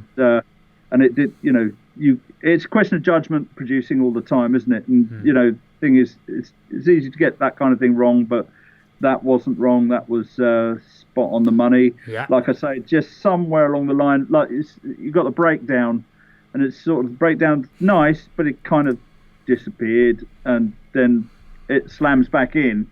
But I tend to do things where I'm sort of trying to ramp up the intensity a little bit there. I thought it kind of maybe just energy just faded away a little bit too much in the breakdown, but generally speaking, love the feel of that. Nice. Yeah, very, very nice. Very nice indeed. Yeah, for me, I think maybe a little bit more to be made around the drop. Right. Just to kind of like bring that energy that you were talking about, and especially like with those lovely drums that come in, that kind of like almost like samba type drum, that bum bum bum. Like I want maybe a bit more kind of like reverb in it to kind of make it really echo a little bit and make it a bit just more before impactful. Everything slam back in. Yeah, exactly, mate. Yeah. It's you can do. You can do quite a lot of work, can't you, and get stuff like that right. I mean, it tends to be, it tends to be something you think, okay, I've got it, right, we'll fade it out, and then we'll announce the kick back in, and then we'll kick back in. But actually, I spent like quite a lot of time trying to get that thing where when it does hit back, the place goes, wild. You know what I mean? Yeah, totally. If you can. I mean, it makes you look as a DJ, doesn't it? As long as you're not doing it as long as you're not doing every track, the thing is, if you can on a breakdown like that wind the thing up and get it to explode a bit, then and that's what you were saying just then. Yeah, exactly. Yeah, maybe just again like a bit of the old faithful, just little white noise at drops, just a little just to get it goes a long way. That's all it does, is just to give it that little highlight. I mean, the problem is not using it, isn't it? Because it works so well. Yeah, exactly. It's the oldest trick in the book, but they're old tricks because they work, right? Absolutely, man. It's that's it. You've got to get that result. So that's one way of getting it. No, totally. But the feel of it's fantastic. I really like it. Like you were saying, Marcos actually put a comment up from Marcos saying it was actually a VST patch. Was it? Yeah. Notice he didn't say what VST or what patch it was.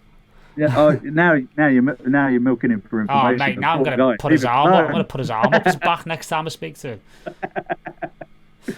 him. That was nice. I've forgotten what I was going to say. I was going to launch into something, but it just completely went. Yeah. I know it is. They all blend into one, don't they? They all blend into one. Right. No, but nice effort, that. No, great. No, great stuff. Really, really cool stuff. Yeah.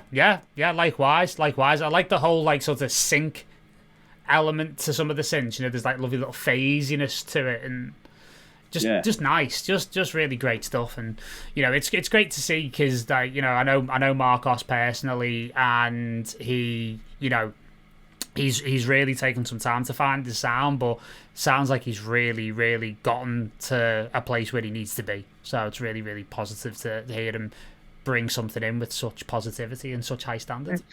Excellent stuff. Excellent. Right. Okay. So this one's called Conversations. So let's see. I've got no witty kind of lead in, unfortunately. I'm a bit dry. Thank God for that. The puns have run out. like me wine, it's in short supply. Had to happen eventually. Had to happen eventually, mate. But I'm trying to get one or two more before we finish. Cool. Here we go.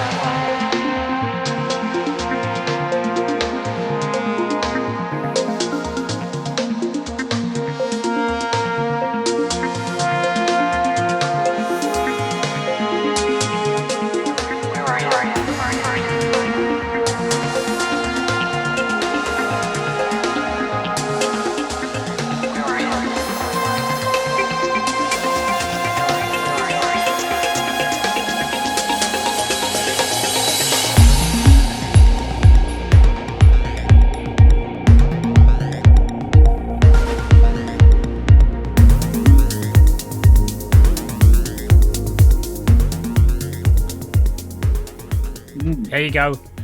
Let's have a conversation about conversations. Go on, tell me. Talk to me. Talk to me. Very cinematic sound. It's the Blade Runner-y thing. Kind of, you immediately clock, don't you? Which he did amazingly well. That CS80 thing. Sonically, it was very good. I thought that kick sounded well nice. Very good. I wouldn't mind having that one. Yeah. Snip. So that was good. Production really spot on. The mood of the track, the atmosphere of the track. I don't know. Again, I wouldn't say that it was a peak time dancing record, but it might be for somebody else. The lines, the kind of sequency type lines, were nice. I don't know if it's the sort of thing that I would necessarily use. That's to look on the more negative side, but as far as production is concerned, that is. I mean, can you hear Sasha playing that record? Maybe like sort of like as an earlier thing for sure. I mean, for me, I don't even know what Sasha's playing now. Actually, to be honest. Yeah. Neither do I, to be honest. Okay. Neither do I. To be honest with you, he's such. Send him that. See if he plays it. Yeah. Have some of that. No. For me, I totally agree with you, and especially on those sequenced lines, because they were very like modular sounding. Do you know what I mean? They were very like sequency, blippity bloopity, Euro racky, modulary type things, which are great. I really, really like. For me, I would actually put them more in the back. Sort of bring them down and then have them be a bit more sort of like reverberant, a bit more kind of distant to give you that kind of like, that extra feeling of like, because again, there's always things like that in the background going on in movies like Blade Runner, isn't there? There's always like machines clacking and kind of like bleeping in the background and all this type of thing.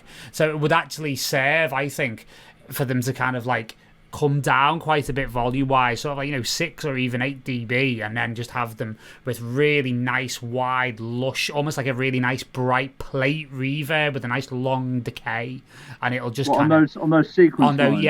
But and also as well maybe use them again slightly less often, so you get them like every sort of like few bars, so it's not like a constant thing. It's like a boom, and then you get the tail, and then it dies away, and then I always say with elements, you want to give people a chance to miss them.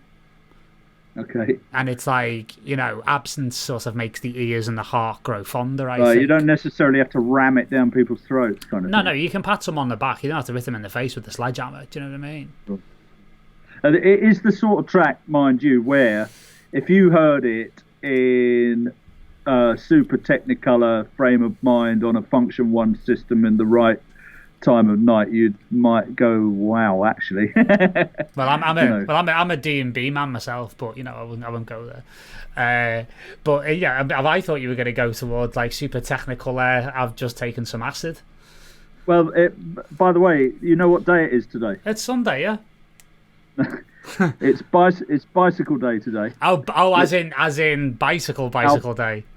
As in Albert Hoffman. Oh yes. Who synthesized the first LSD trip, and it hit him when he was on his bike on the way home from the lab. Yes. I have a T-shirt with that moment actually, like emblazoned across the front. Well, there you go. Because I am not a consumer of recreational drugs, but I do like my psychedelics. It has to be said.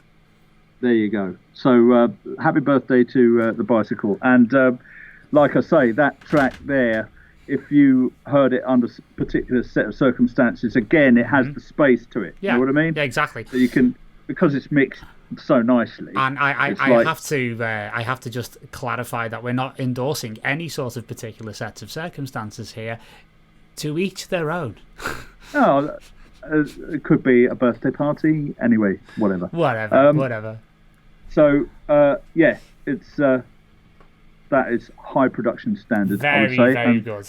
Congratulations on that. Indeed. Excellent stuff all around. So I'm going to have to just do a community announcement here because I've had a lot of people in the comments asking me what wine I'm drinking. So I'm just going to go a bit Raymond Floyd and a bit Gordon Ramsay for a second. So James Orvis, who's in the comments here, oh yeah, he's got some mushrooms and everything's been in the cupboard for months. So yeah, this will come as no shock to you, James. I'm drinking the Trevento, a good Argentinian Malbec. So lovely stuff, and you can get it nice and cheap in Tesco's for about £6 a bottle at the minute. It's very, very nice. It's very nice. Excellent. Very nice. Excellent.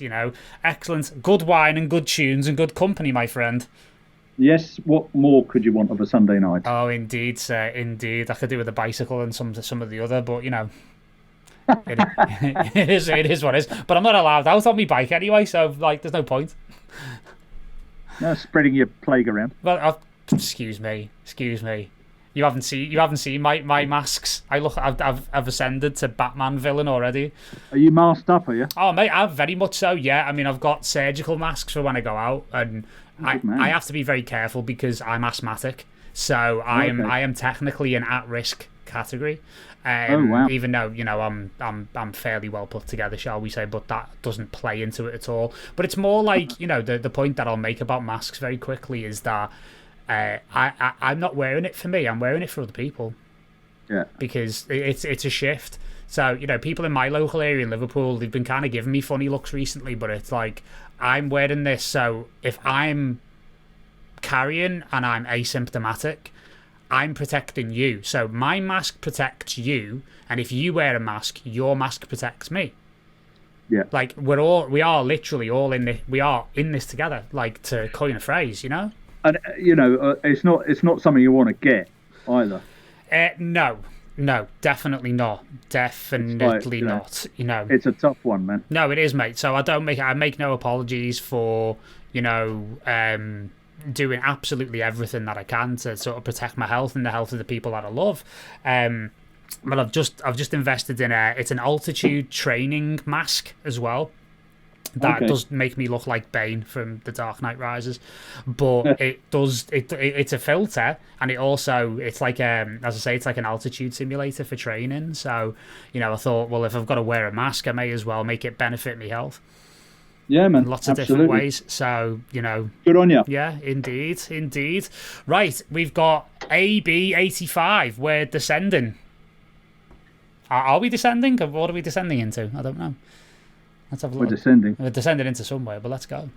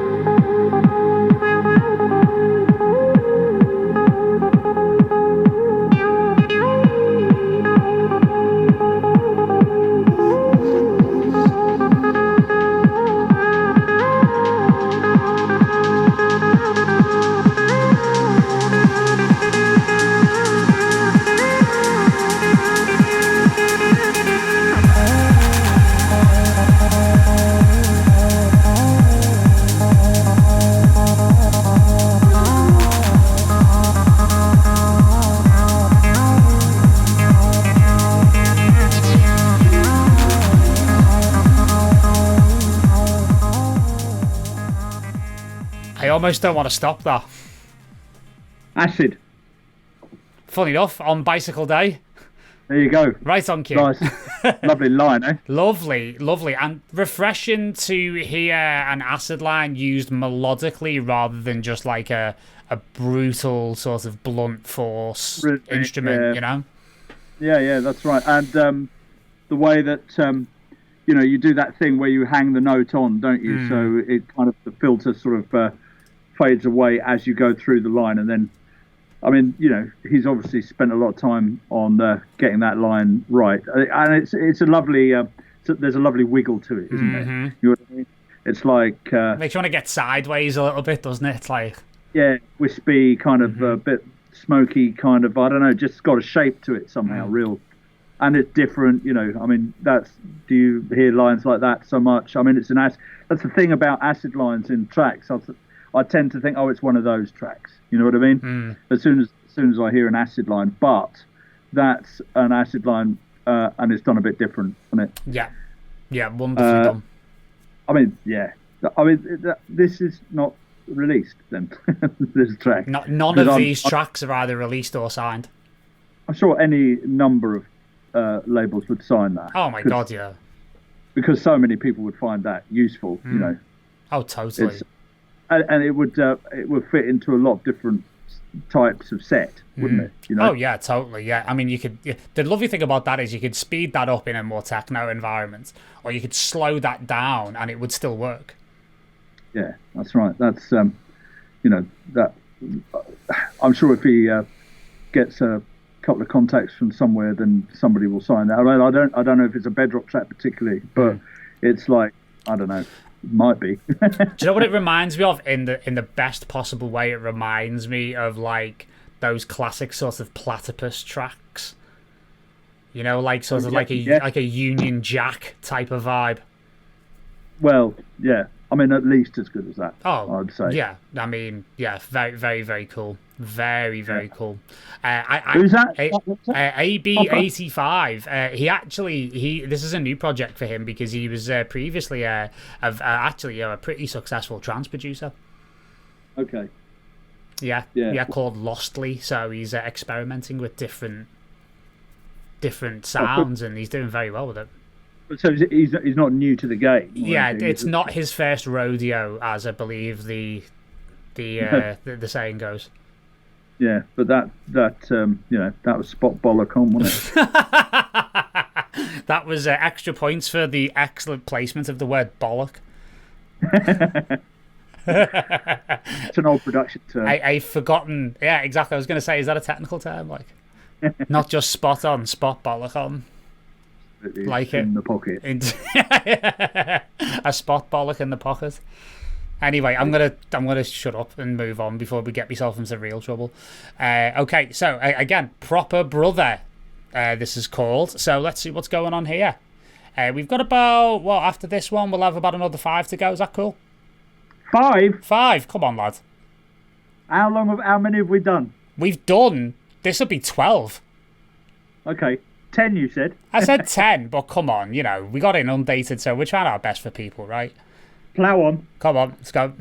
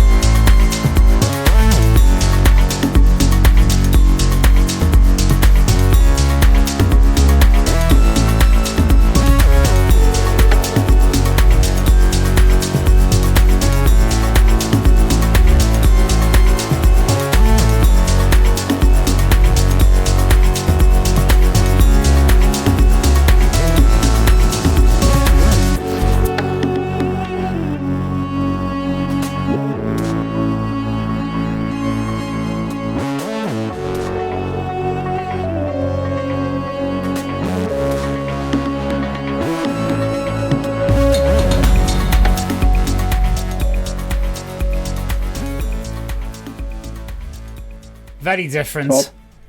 Top notch. Yeah. Yeah, you're having that, mate, yeah? Man, where are you getting these tracks from? Are you sure you're not downloading them all from Beatport? Yeah, you can tell they've all got the numbers in front of them. Yeah. I like that. I mean, it's different again, isn't it? It's tricky to do that thing where you've got those kind of held notes at the bottom and you're playing a melody. Essentially, the melody is coming from that kind of lower register synth that it's got going there. Like the groove, interesting mix of sounds. What was that in the middle? He had a bit of a type of shakuhachi type sound in the middle, didn't he? It was pretty interesting, right? Yeah, there's a bit of a sort of ethnic-y sort of element to it.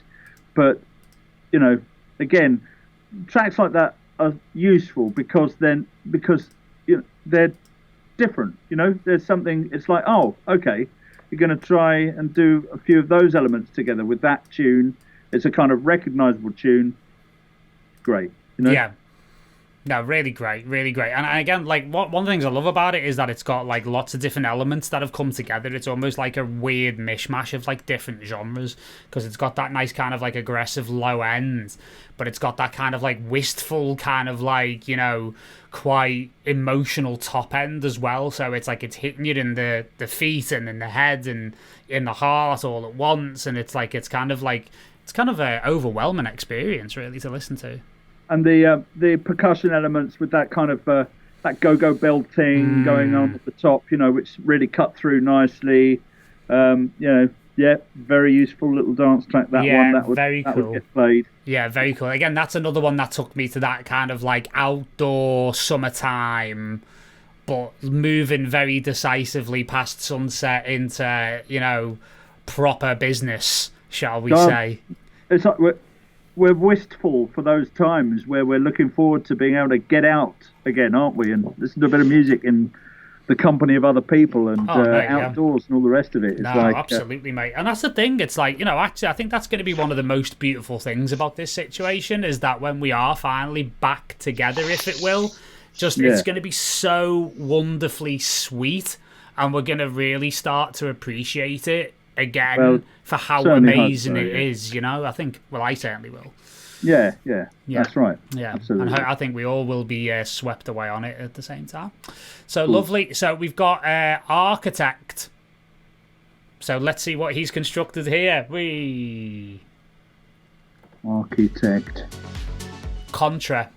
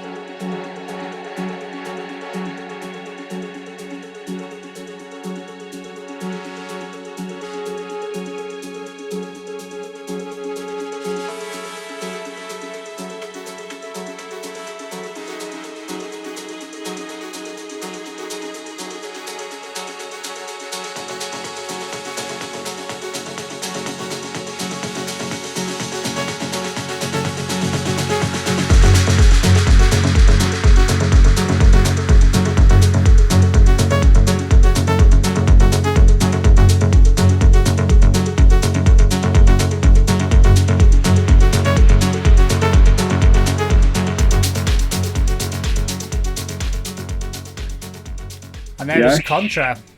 Yes. Yes. All of these tracks, what's impressed me about them is they make so much sense musically. You know, the arrangements and the way that the lines are constructed and the way that they fit together. It's like, I mean, you'd be amazed how much stuff. Well, you wouldn't, because you hear it all the time. You'd be amazed how much stuff you get where it doesn't make sense. You know. Yeah.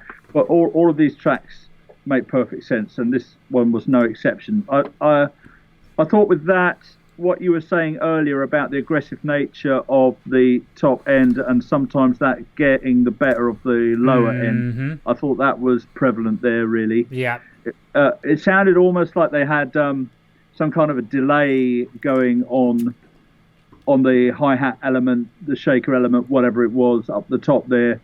And, of course, if you have got that and it's coinciding with the pattern that you've got, it sort of builds it up a bit to maybe make it a little bit too bit bigger than it should be. And I thought the lines were a little bit, you know, that track was on the progressive side of progressive, wasn't it? And I don't know, it was maybe a little bit too much that way for my taste, but nonetheless, you know, it was, like I say, nicely put together. Yeah, definitely. It's very well put together, and I definitely agree with you in terms of like the high end being a very sort of dominant factor.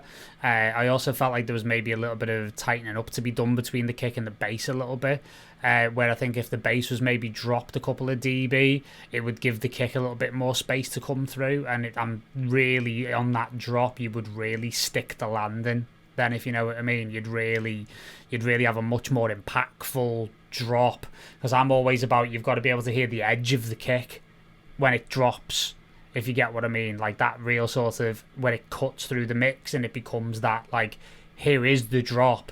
Unless you get that real clean firing of the kick, it sometimes doesn't quite release the way it should do. But you're not talking about the actual impact of the kick. You're not talking about the front of the kick sound, or are you? I'm talking about it's there, but it just needs to be brought out more. Right. But it's kind of stuck between this real high-end stuff going on, and then again the bass line is a little bit too loud for me. So again, if you like to drop it by a couple of dB, and maybe maybe if you are side chaining the kick to the bass, maybe address that a little bit and smooth that out, and you would actually get and maybe even just turn the kick up by a dB as well. Is that something you do as a matter of course? Do you side chain the bass to the kick? It would depend on exactly how many. It would depend. Well, it would depend on the bass line. It would depend on the bass line and the kick relationship, but. Yeah, it's something that, I mean, I tend to do more volume enveloping than, I use things like LFO Tool and Kickstart rather than a compressor these days, as I find it, because again, if it's just turning the volume up and down, it's just giving things a little bit more space. Yeah, and the compressors, I don't know, the latest generation of compressors on Logic, they don't seem to be as accurate. The old compressor on Logic 9 seemed to be better at side chaining to me. Yeah, I think it went a little bit more towards it leaned over more towards vintage emulation rather than accuracy, if you get me. Yeah. They're not as quick. They're just not as quick. But anyway, whatever. Mustn't get too far down that road. Indeed. So this one, Ari Fanan, is called Milito. So we'll have a little bash of this while we're here. All right, mate.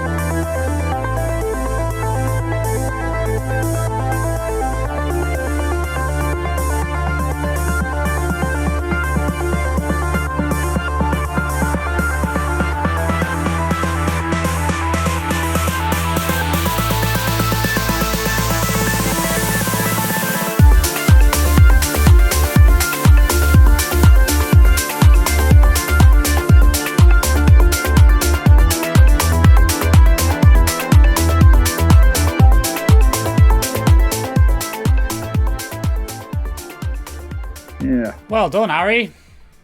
Dig, mate. Good master on that, isn't it? Very good, very clean. Do you think he does that himself? I'm not sure. Maybe he could let us know in the comments. Because, that's, loud. Yeah, it was certainly enough, wasn't it? But really good. It was, nicely produced track. For me, they're kind of, their lines, their sequence lines, they work beautifully well. I just wonder if they're a little bit, I don't know, I'd like to hear something a bit more off the wall maybe, but that is part of a progressive set. I mean, you could hear Nick or Hernan playing that, couldn't you? Oh, absolutely, yeah, 100%. So, it absolutely does the job of that. And a very good effort. Like I say, I think that is very dyed-in-the-wool progressive sounding track. So, I don't know, I kind of like a little bit more weirdness than that going on myself, but that's not necessarily a criticism, that's just a personal preference. No, absolutely, yeah. Ariel actually has got in touch in the comments and said that he does do his own mastering, so well done, mate. Yeah, that is a professional sounding master. No, definitely, yeah. Yeah, definitely. It reminds me, it took me back to when I played Sash in Sydney, actually, a couple of years ago. It's a lovely outdoor event at the rooftop of the Greenwood Hotel in downtown Sydney. And that kind of open air, but in the city kind of vibe. It really took me to that. There's some amazing DJs who played there, Mark Craven being one of them. Another guy who I think is a phenomenal DJ called Andy F. That would not sound out of place in one of his sets as well. And Ariel's actually from Buenos Aires, so maybe you can get that to Hernan. Yeah, that's the sort of, that track is kind of meat and drink of a progressive set, really. Absolutely, mate, absolutely. And again, that's not meant as a criticism, No. Those guys, they need tracks like that, absolutely. Oh, absolutely, yeah. It does not sound out of place. I mean, the good thing is, mate, as the tracks have gone on, they've just kind of like maintained the quality tonight, and it's just become better and better, really, in a lot of ways, and very solid. So we've got 3 more to go. We'll rattle through these very quickly. Here's Vai y Vien, which I don't know what that means in whatever language that is, but I'm sure it's well very, pronounced. very fine. Well, English is my second language, being from Liverpool. Scouse is my first language. There you go. All right.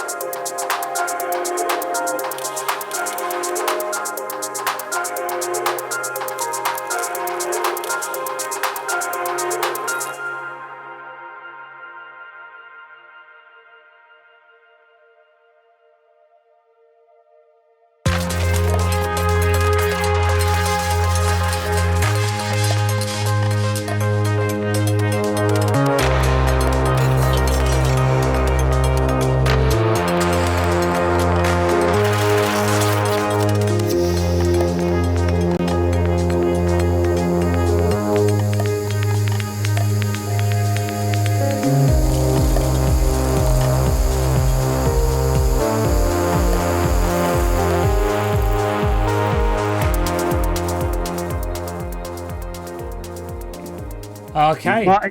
Va et vient. Indeed. That's version 3 as well. Version 3, yeah. Yeah, I wonder what the other 2 versions were like. Yeah, maybe we'll never know. We won't know. It was nice. I thought there were a few problems with the mix on that, really. It sounded like, I don't know, it all needed a bit of pumping up. The bottom end didn't seem to be quite happening, and I don't know, some of the elements were a little bit random sounding-y. Yeah. Yeah, I agree. Another one of those ones where probably thinning the amount of elements you've got in might be an idea, and also just concentrating on getting a groove, so that you've got a real bottom line of something that you can build on. Yeah, totally. I think the main problem for me was that kind of like held sort of Reese sort of synth line that was kind of held all the way through, and it didn't sort of really move in terms of like the filter cut off. It didn't kind of get darker or brighter. It didn't expand or contract. And then when it kind of came to the break, it just kind of stopped. So I think actually if that was brought down in the mix a little bit, and then actually you get that filter moving up and down, and it automated, and almost like, do an automation pass of the whole thing and almost like perform it through the track to make it a little bit more human and a bit more performed. I think that would actually then help the groove, because there's not something like really linear and really unchanging that the groove is kind of having to push against. What you mean is jump on the automation and make it live a little bit. That's what you're saying? Yeah, map the filter cutoff to a MIDI controller, and then start at the beginning of the track, and then just do a whole pass of the whole track, and then just, at the point where it needs to peak, open it up, close it down when it needs to be closed. I mean, that's how I do my automation. So I try and make it like a performance, really, so it feels like it's been performed live. Yeah. And also on that line, there would be something to be said for side chaining it a bit off the kick, wouldn't there? Oh, totally. Yeah, just to give it a bit more rhythm. Yeah, not nothing drastic, but it's just a bit of a sort of it's a bit splat on the track at the moment. No, absolutely, yeah. So this one, we are a bit pushed for time, unfortunately, and we've done 15 when we said we'd do 10, so we're going to do this as the last one of the evening. Cool, thank you, mate. So no worries, mate. And this one is Juna, Another Realm. So let's see what Juna's up to. Take us to another realm. Please do.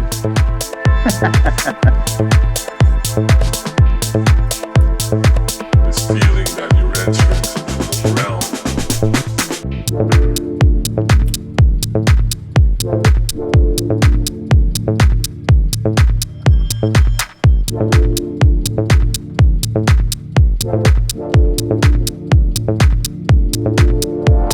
Some receive very meaningful information, some receive like cosmic stuff, spiritual stuff, others have like personal insights on their lives.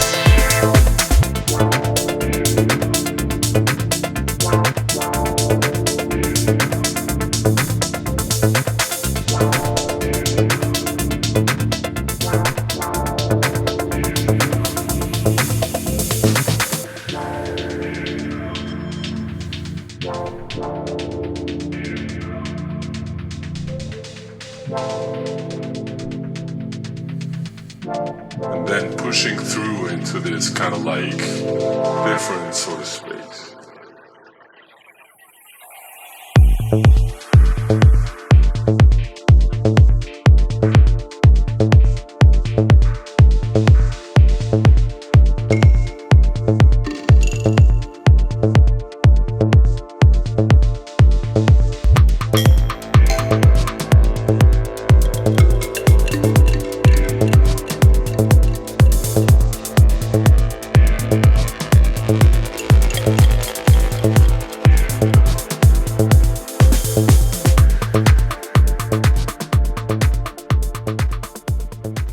So, Nick, did that take you to another realm? Aha! It took me, actually, I thought it was quite a South American sound to it, that one, I must say. Again, sort of tracks that the guys over in Argentina like to play and like to make. And I thought it was nicely done. Just perhaps, again, a little bit edgy on the top end of that one, I thought. And maybe just a touch more production would be good. You know, the kind of that little sort of envelope-y triad that you could hear going just sounded as if it could maybe do with a little bit more work. You know, just maybe nasty it up a little bit. I was watching. Do you know the guy who was in Freemasons, James? I do. Yes, I do. Yes, I know of him. Yes, he was. I saw a thing he did on. It was a YouTube thing, and he was saying how useful he finds the overdrive plugin on Logic. It's fantastic.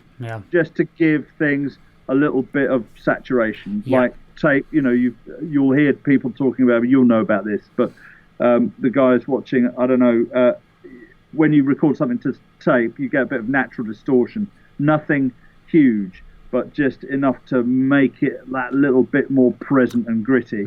And maybe something, you know, just some treatment like that on some of those sounds, just to, you know what I mean, just to warm it up a bit, give it a bit more roundness. Exactly. I mean, to be honest, that overdrive plugin has been a favourite of mine for like over 10 years, and just even putting it on certain sounds, even with just like half a dB, 1 dB, is phenomenal. And that's what he was saying. Just it doesn't need to be a lot. It's just something just to bolster the sound. An interesting one as well is that the tape delay plugin in Logic, I keep getting the two mixed up. How could I?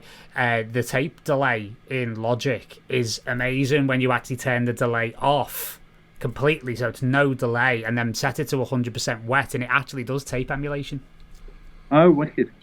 And I do end up using there's a pre and post distort on that tape delay, isn't there? And I do end up using those a bit of those quite a lot, actually. Like I think the lowest setting is 4 dB or something.